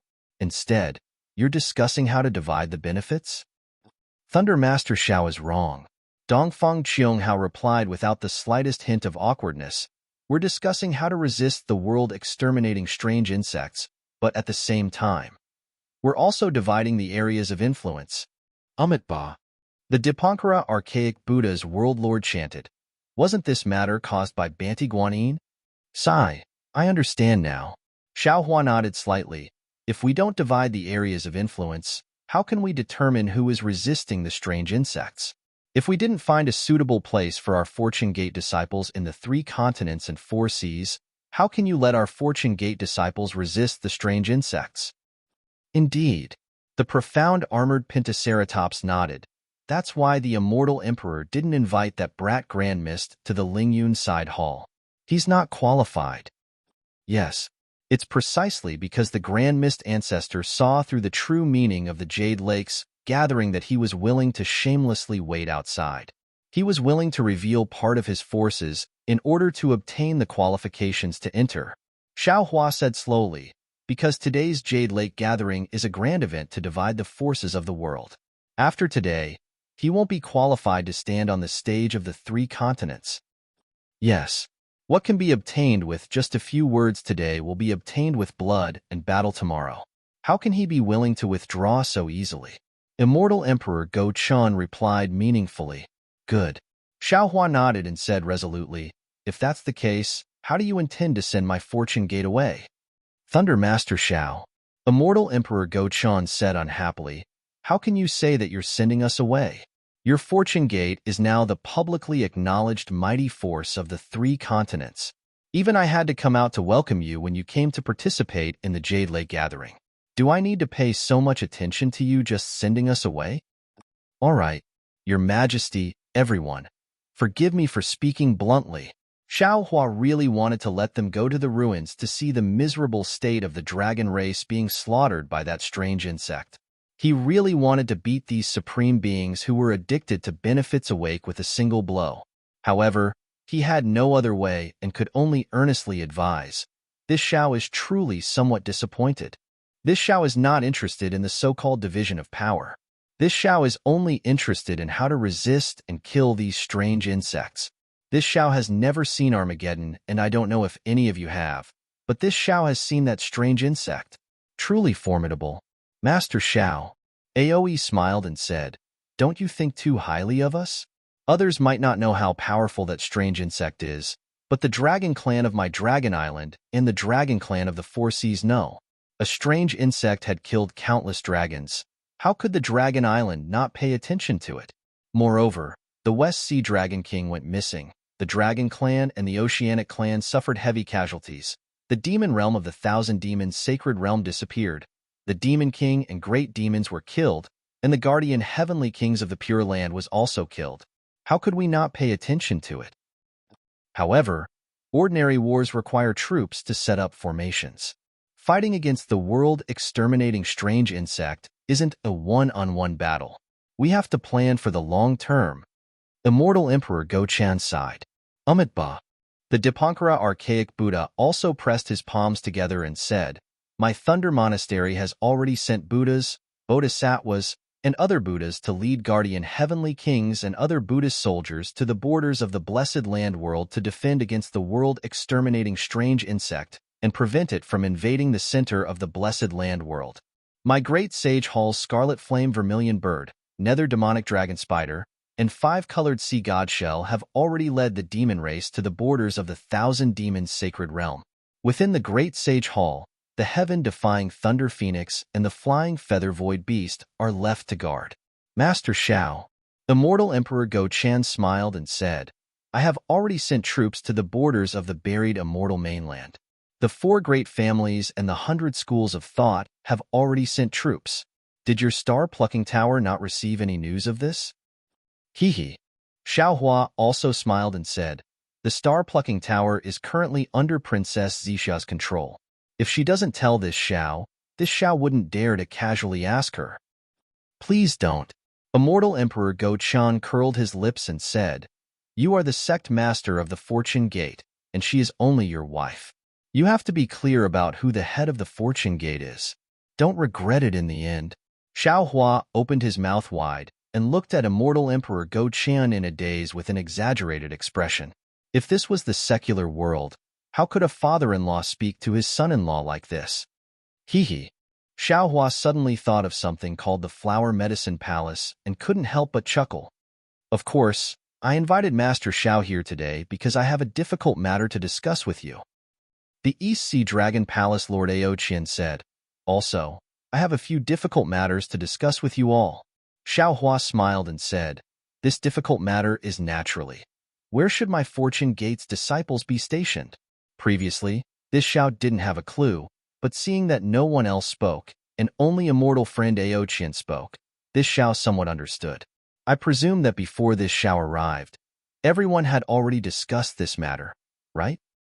Since Master Xiao is so straightforward, this king will also get straight to the point. Seeing that Xiaohua had exposed him, Ao Qian simply nodded and said, Master Xiao is right. The 3 mainlands originally belonged to the demonic beast race, Confucian cultivators, and Buddhist sects. Master Zhao's Fortune Gate is a Dao sect, and it is not suitable to be placed in any of the 3 mainlands. With this suspicion, it will be difficult to work together to deal with the world-destroying strange insect, and it will be impossible to work together. Rather than this, Master Xiao and the Fortune Gate might as well look elsewhere. I'm afraid it's the West Sea? Xiaohua's eyes narrowed as he asked thoughtfully. That's right. The East Sea Dragon Palace's Lord Ao Qian looked at Aoe and shut his mouth. The Dragon Island's second elder Aoe nodded and said, Master Xiao has also been to the Dragon Island and participated in the Dragon Island's training. Naturally, you know how vast the 4 seas are, and how many times bigger than the 3 mainlands. Moreover, the 3 mainlands' population is prosperous, and there are many cultivators and demonic beasts. It should be easy to deal with the world-destroying strange insect. One more Fortune Gate won't make a difference. Although there are many Sea Clan and Dragon Clan in the 4 seas, the reproduction of the Sea Clan and Dragon Clan is far less than that of the Human Clan. Their numbers are also much smaller. Therefore, the Dragon Palace of the 4 seas is already struggling to defend the 4 seas. Even if the Dragon Island only sends out the necessary Dragon Clan to guard the 4 seas, it is still far from enough. Moreover, the West Sea Dragon Palace has suffered a great defeat, and Ao Hong's whereabouts are unknown. The entire West Sea is now empty. So, the Dragon Island wants to borrow my Fortune Gate strength to guard the West Sea. Xiaohua smiled as he began to make small calculations in his heart. Xiaohua was no exception. He had just mocked Ao Hong, and now he was making plans for himself. Yes. Aoe did not deny. He nodded and said, Dragon Teacher Xiao is my Dragon Tribe's Dragon Teacher. The Fortune Gate also has Enlightened Master Yun. Both of you are respected by my Dragon Tribe. The 2 of you are guarding the West Sea, and no Dragon Tribe dares to say no. Hee, that's right. Enlightened Master Yun split the South Sea Dragon Palace. Which Dragon Tribe member can withstand Panga's axe? Xiaohua sneered inwardly. Ao Qian continued, Moreover, the Paradise River of the 3 rivers is very powerful now. Under Jiang Hong's leadership, they have already invaded the West Sea. Jiang Hong is a Fortune Gate disciple. If Dragon Teacher Xiao doesn't go, who can? There's also Ao Zhan. Aoe did not forget to point out, he has also caused great waves in the East Sea and West Sea. Now is the time when we need people. It is not good for our Dragon Tribe to have internal strife. He admires Dragon Teacher Xiao the most. If you don't go, who can suppress him? Xiaohua smiled in his heart, but the worry on his face deepened. He said reluctantly, Second elder, you are telling the truth. I also want to agree, but my Fortune Gate disciples are all humans. Jiang Hong and the other dragon tribe members are only a small part. I can go to the West Sea with enlightened Master Yun, but how can I let the Fortune Gate disciples go? Moreover, my Fortune Gate has a good foundation in the soaring Dragon Mountain range. How can I just give it up? It's not appropriate, not appropriate.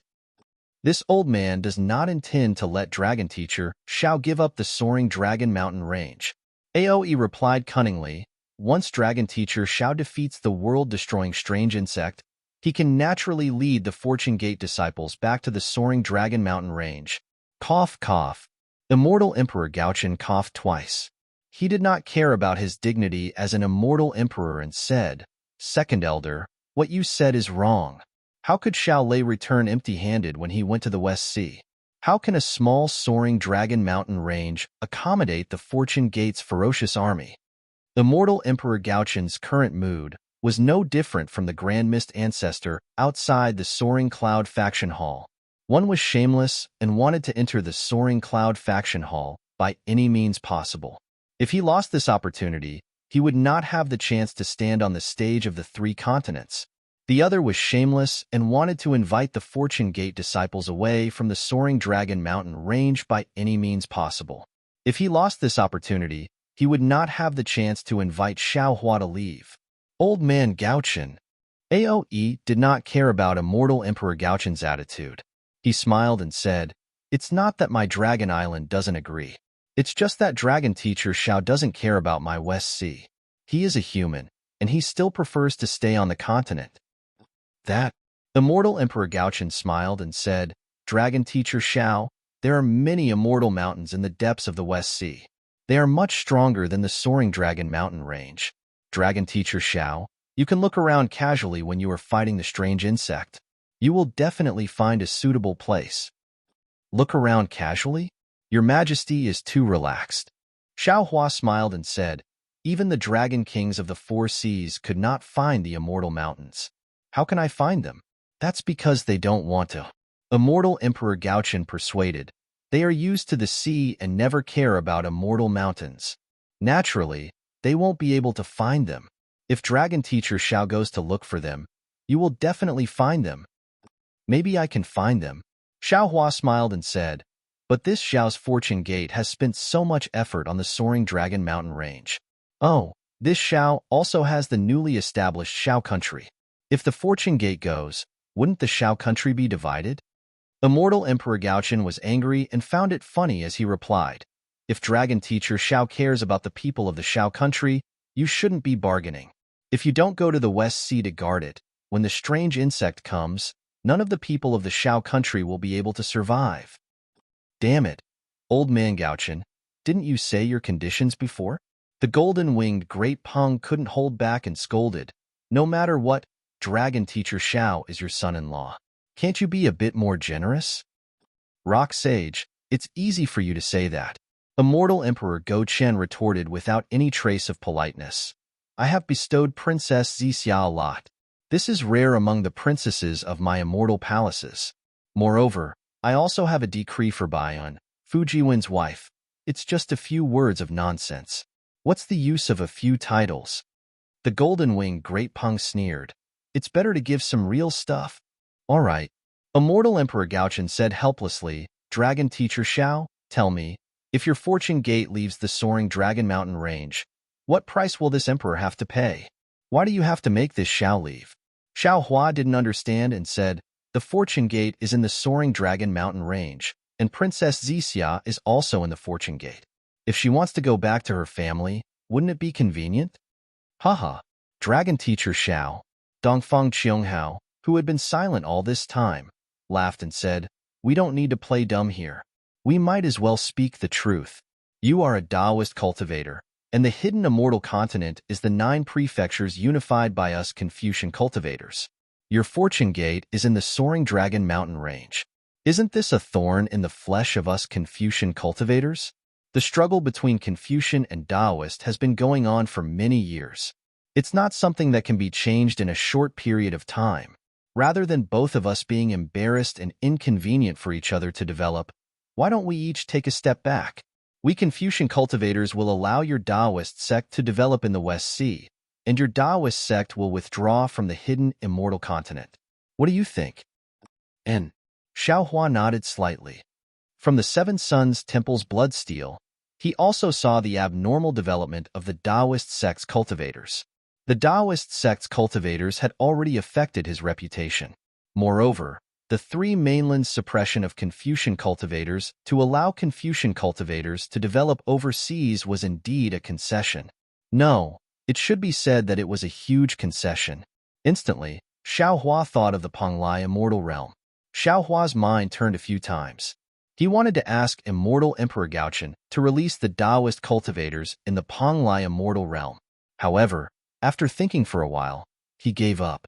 Not to mention that the Penglai immortal realm was related to the effects of the supreme heavenly mirror. Immortal Emperor Gaochen was unlikely to relent. Moreover, most of the Taoist cultivators in the Penglai immortal realm were probably like Taoist Master Rider Crane. They had an impression of the Grand Mist ancestor and might not care about him. Why should Xiaohua be so generous? Dragon Teacher Xiao, you agree? Dongfang Qianghao was overjoyed when he saw Xiaohua nod. He wanted to send Xiaohua away even more than Immortal Emperor Gaochen. With him, the balance between the Immortal Palace and the four great families was broken. Dongfang Qianghao and the four great families were not willing to see such a situation, especially the Nangong family. It's the same in principle. Xiaohua nodded. Then, without any surprise, he changed his tone and said, however, I still have 3 conditions. 3 conditions?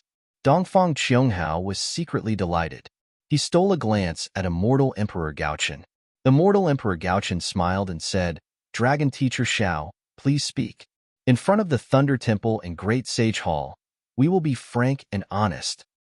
First, Xiaohua rubbed his chin and said with a smile, at this point, Your Majesty still doesn't want to take out the true great array of the 9 states and the secret technique of the 9 cauldrons united? This. Immortal Emperor Gaochen was clearly embarrassed. He hesitated and said, since that person isn't here, why does Dragon Teacher Xiao need the formation technique? And the secret technique of the 9 cauldrons united? I don't need it. Xiaohua said, however, I don't like to be called scheming by others. Therefore, I want it. Sigh, all right. Immortal Emperor Gaochen looked at Xiaohua's shameless words and sighed. I have lifted a rock and smashed my own foot. As he spoke, Immortal Emperor Gaochen raised his hand and clapped. Boom. Below him, the illusion of a golden throne appeared. Once this illusion appeared, it immediately sealed the surrounding space. Even Dongfang Qianghao, who was far away, was pushed to the point that colorful clouds appeared around him. Immortal Emperor Gaochen raised his hand and pointed at the 9 cauldrons on the golden throne. The 9 cauldrons turned into a fist-sized object. This object was formed by the 9 cauldrons, and each of them flashed with a golden light. Dragon Teacher Xiao, Immortal Emperor Gaochen waved his hand, and that object landed in front of Xiaohua. He said, this object cannot leave the Ling Yunside Hall. Otherwise, with my strength, I will not be able to see what is inside. You can comprehend it in the Jade Lake meeting. Before you leave, you must return it to me. Well said. Xiaohua received it with a smile and carefully put it away. Earlier, Maitreya Buddha used his mind to tell Xiaohua that the merit law given to him by Immortal Emperor Go-Chen was a fake and couldn't be completed. Thinking about Immortal Emperor Go-Chen's probing, Xiaohua knew that this merit law was only a pretense. Therefore, he asked for the real 9 cauldrons heart technique. What is the second condition? Dongfang Qianghao was very happy to see Immortal Emperor Gaochen being defeated. The second condition? Xiaohua looked at Dongfang Qianghao. Dongfang Qianghao's heart tightened. He was afraid that Xiaohua would ask for too much. The second condition is that I want the Xian Yuan sword from the Immortal Palace. Ah? Xian Yuan sword? Not only was Dongfang Qianghao surprised, Immortal Emperor Gaochen was also shocked. He exclaimed, Dragon Teacher Xiao, what do you want the Xian Yuan sword for? Nothing. Xiaohua shrugged and said, I heard that the Xian Yuan sword is a Taoist treasure. Now that it has fallen into the Immortal Palace, I want to take it back. Who told you that the Xian Yuan sword is a Taoist treasure? Immortal Emperor Gaochen was flustered and exasperated. The Xian Yuan sword is a genuine immortal imperial equipment of my Confucian cultivation. It has nothing to do with your Taoist sect. Hearing Immortal Emperor Gaochen say half a copper coin, Xiao Hua secretly laughed. However, he still insisted. Whether it is a Taoist treasure or not, I want it. Then there is no other way. Immortal Emperor Gaochen shrugged like Xiao Hua and said, "It is not up to me to decide who the Xian Yuan sword belongs to. That is the token of the Immortal Palace's protector branch. If you want it, you can go find the master of the Supreme Pure Palace." Immortal Palace's protector? Xiao Hua was a bit confused. That day, the master of the Supreme Pure Palace easily gave the Xian Yuan sword to Wan Chu. He already had some doubts in his heart. Dongfang Qianghao explained, Immortal Palace's protector is the protector of the Immortal Palace. That Xian Yuan sword, it is also something that can resist the Immortal Emperor's Son of Heaven sword. If the Immortal Palace's protector discovers that the Immortal Emperor is committing crimes and harming the interests of the Immortal Palace, the Xian Yuan sword will be unsheathed. This Immortal Palace's protector branch is completely loyal to the Immortal Palace, to the Confucian cultivators, and not to a certain family. Immortal Emperor Gaochen said indifferently, "Even if my beloved Dongfang can enter the Immortal Palace and sit on my golden throne, the master of the Supreme Pure Palace will still unsheathe the Xian Yuan sword if he discovers that you have any ill intentions. So that's how it is." Xiao Hua finally understood the difficulties of the master of the Supreme Pure Palace back then. Facing the person who loves him, facing his mission, he must make a choice. As a man, his choice is not wrong, but as a woman, his choice is very cruel. Suddenly, Xiao Hua had a feeling that he had fallen into a trap. He almost jumped up. I have no reason to encourage Wen Chu to ask for the Xian Yuan sword. Isn't this a trap for myself? Perhaps the master of the Supreme Pure Palace wants to exchange something for the tenderness like water sword, and already has this plan? Damn it. Xiao Hua gritted his teeth and cursed in his heart. Everyone in this world is not easy to deal with. There is no such thing as a free lunch in this world.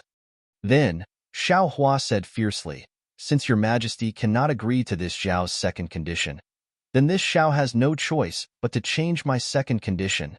Immortal Emperor Gaochen said unhappily, "It's not that I don't agree, but I cannot agree to your condition." All right. Xiao Hua nodded. Then this Xiao's second condition will also be simple. And this old man is all ears. Dongfang Qianghao smiled and nodded. Xiao Hua said, "The Xiao country of the Gun Prefecture is this Zhao's Xiao country, and also the Xiao country of its people. This Xiao promises that it will also be the only country of my fortune gate on the hidden immortal continent. Moreover, the Xiao country's territory will not increase by an inch from today onwards. However, Your Majesty, please issue a decree that the surrounding countries of Confucian cultivators should not have any ideas about the Xiao country. Otherwise, my fortune gate will not agree." AI, Thundermaster Xiao, your fortune gate has already left the soaring Dragon Mountain range. Why do you still have to leave behind some tails? Immortal Emperor Gaochen sighed. What's the point of doing this? The ones my fortune gate left behind in the Xiao country should be the disciples from the soaring Dragon Mountain range. They will be led by Xiong Yi and the others, and will not affect your majesty's rule. Of course, if there are no more Taoist countries in the 3 continents, then the Xiao country will naturally have no value. Xiao Hua thought for a moment and took half a step back. Amidba. The Dipankara archaic Buddha chanted, "I feel that Banti Guan Yin's condition is suitable. After all, the people of the Xiao country live in peace and contentment. If they were to fall into a Confucian cultivator country, their happiness would disappear. Why not let the Xiao country continue to exist?" Immortal Emperor Gaochen gritted his teeth in pain. The number of Buddhist temples was increasing, and he did not care about the Xiao country. He nodded and said, "Since that is the case, I will do the same. What is Thunder Master Zhao's third condition?" The third condition is very easy for your majesty." Xiao Hua took out a jade eye and respectfully handed it to Immortal Emperor Gaochen. "Your majesty only needs to send the item in the jade eye to the soaring Dragon Mountain range. Seeing Xiao Hua's kind smile, immortal Emperor Gaochen had a bad feeling. After he took the jade eye and looked at it, his expression changed slightly. In just a moment, immortal Emperor Gaochen regained his calm. He nodded and said, "This compensation is fair. After all, the soaring Dragon Mountain Range is the foundation of the Fortune Gate for hundreds of years. Minister Dongfang, I will leave this matter to the 4 great families and the 100 schools of thought." Ah? Dongfang Qianghao was caught off guard, but he was also helpless. This matter was not only related to the Immortal Palace, but also the 4 great families. Since immortal Emperor Gaochen gave the order, it was an emperor's decree. The 4 great families and the 100 schools of thought could not disobey. Of course, Dongfang Qianghao's face turned green after reading the jade eyes. He glanced at Xiao Hua and said in a low voice, "This old man understands.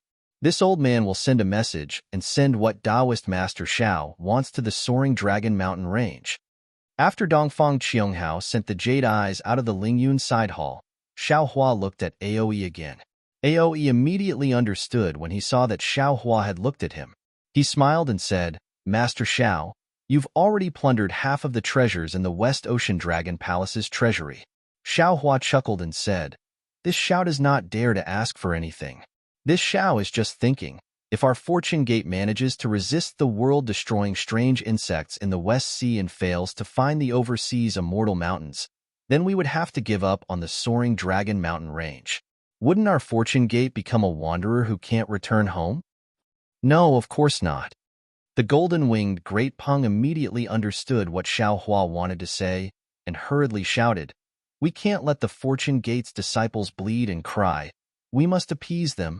"Your grandmother," Ao Qian cursed inwardly, "we haven't even seen the world-destroying strange insect. Why are the Fortune Gate's disciples bleeding and crying? Each and every one of them is sinister."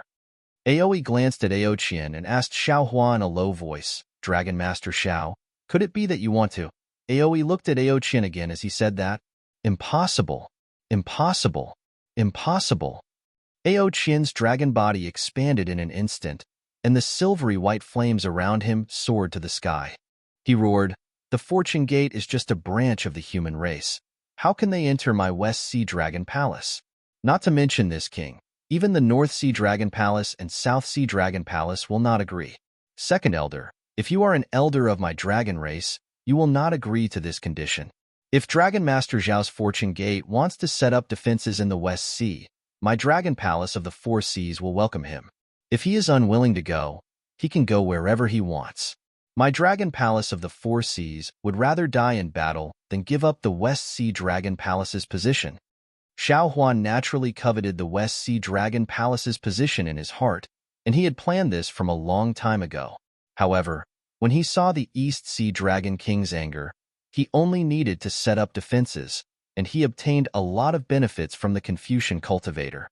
Although the Dragon Island in front of him wanted to interfere with the Dragon Palace of the 4 Seas, the Dragon Palace of the 4 Seas also needed his help, so he couldn't make unrealistic demands. Thus, Xiao Hua smiled and said, "Fellow Immortal Ao, it seems this Xiao hasn't finished saying my request, right? Say it, say it."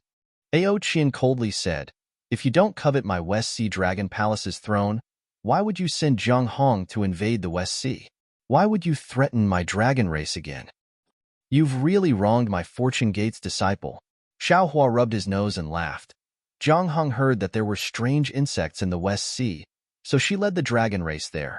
Moreover, this Xiao's condition is to wait until the West Sea's strange insects are killed, then let the second elder see if he can give the other half of the West Sea's treasury to my Fortune Gate. Ah, Ao Qian was a little surprised, but he still didn't believe Xiao Hua, so he looked at Aoe. How could Aoe admit that he was talking about the West Sea Dragon Palace's throne? He smiled and said, "Yes, you're too impatient. This old man is talking about the treasury. This Xiao has seen the West Sea's treasury and has always been drooling over the other half." Xiao Hua smiled and said, "Moreover, this Xiao can also swear to the heavens that my Fortune Gate's disciple will never sit on the West Sea Dragon Palace's dragon throne."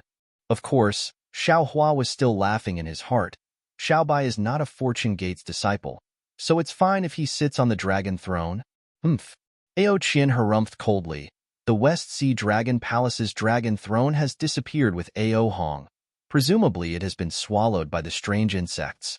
It's impossible for your Fortune Gate's disciple to sit on it. That's right. The golden-winged Great Peng didn't miss the opportunity to say, since dragon teacher Xiao has sworn, then this holy sage will also be a witness.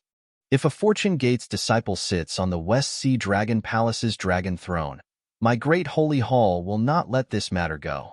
Io, that's not right. It should be this time. This holy sage will not interfere in the future. N. The Lord of the East Sea's dragon body shrunk and nodded. If that's the case, after repelling the strange insects, my Dragon Palace of the Four Seas is willing to hand over the West Sea Dragon Palace's treasury to the Fortune Gate as a token of gratitude. However, this matter will need to be discussed in detail in the future. Excellent, excellent. Maitreya Buddha, who had been silent all this time, joined his palms together and said, since that's the case, let us discuss some other difficult matters. Namo Maitreya Buddha. Please wait a moment. Xiao Hua smiled and joined his palms together. Since the Fortune Gates matter has come to an end, then, shouldn't we let the sky-bearing palace bear some responsibility? Immortal Emperor Gaochen nodded and said, that's right, Dragon Teacher Zhao's words are in line with this emperor's thoughts. We, the Confucian cultivators, have already promised the Tao Gate that we can develop outside the West Sea. Naturally, the Tao Gate should bear some responsibility. Since the sky-bearing palace belongs to the Tao Gate, then it should be like the Fortune Gate and go to the West Sea to resist the strange insects. Inform Ancestor Grand Mist. Outside the soaring cloud-side palace, the Grand Mist Ancestor, Taoist Rider Crane, and Anya Zi stood with their hands behind their backs. Although they were whispering to each other, their gazes were constantly on the soaring cloud-side palace's door. However, the three of them had different expressions. Taoist Rider Crane and Anya Zi were obviously anxious, and in just a short moment, they had already glanced at the door several times. On the other hand, the Grand Mist Ancestor was indeed an ambitious and ruthless character. Although he occasionally glanced at the door, most of the time, he was calm and indifferent. In the end, Taoist Rider Crane couldn't take it anymore. He looked at the ferocious immortal generals in front of the soaring cloud-side palace and whispered, Sect Master, how long has it been? Are we still waiting here? No matter what, we are still high-level cultivators of the Tao Gate. Are we going to stand here like beggars? It feels like we are waiting for the immortal palace to give us leftovers. The taciturn Anyazi also chimed in, Sect Master, our sky-bearing palace doesn't rely on the Fortune Gate. Isn't our development in the hidden, immortal continent very good? Why do we have to stick our warm faces to their cold buttocks? We are being looked down on for no reason. Humph. Grand Mist Ancestor snorted coldly and glanced at the two of them. He understood that most cultivators were obsessed with cultivation and didn't understand the art of politics. Anya Zi and Taoist Rider Crane were considered famous figures in the sky-bearing palace, but they couldn't see the current situation clearly. The Grand Mist Ancestor explained the current situation in a low voice.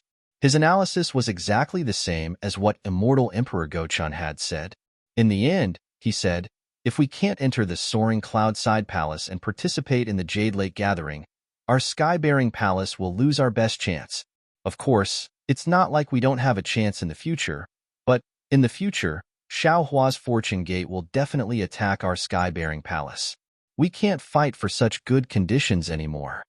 What if? Anya Zi hesitated and probed. The Fortune Gate, Buddhist sect, Thunder Sound Temple, and Great Sage Hall reach an agreement and join forces to destroy our sky-bearing palace? Hee hee. The Grand Mist Ancestor laughed arrogantly. So, this old man is betting that Xiao Hua won't do that. Taoist Rider Crane's expression changed slightly. He looked at Anya Zi, and the two of them had fear in their eyes. Xiao Hua has always prided himself on being benevolent and magnanimous. If this old man deliberately avoided him, it would be as he wished. However, this old man took the risk and delivered himself to his door. This old man wants to see. The Grand Mist Ancestor laughed and said indifferently, what will the famous Taoist Xiao do? Sect Master, How confident are you? Taoist Rider Crane asked in a low voice. Not even half. The Grand Mist Ancestor chuckled and said, because if it was this old man would definitely kill him. No, it can't be. Taoist Rider Crane saw that the Grand Mist Ancestor's words were completely different from what he had said before coming to the soaring cloud-side palace. His face turned pale and he whispered, if the sect master isn't confident, he's going to walk into the trap? Haha.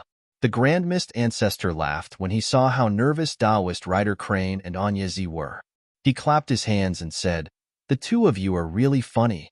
If this old man wasn't confident, why would I come here?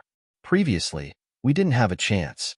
This old man endured humiliation and hid from the immortal palace's pursuit. Now that this old man dares to come here, how can I not have a chance? Don't worry. Xiao Hua claims to be the leader of the Taoist Gate. Since he dares to erect a bloodsteel in the Seven Suns Shrine, he definitely won't let the immortal palace make a move on the sky-bearing palace. Moreover, if he wanted to make a move, why would he wait until now? He has plenty of chances in the Longevity Town. Yes, this subordinate understands. Taoist Rider Crane and Anyezi nodded their heads. However, they still felt that the Grand Mist Ancestor's idea was too crazy. Also, the Grand Mist Ancestor lost his composure and revealed some of his thoughts. He didn't think that it would affect his subordinates so much.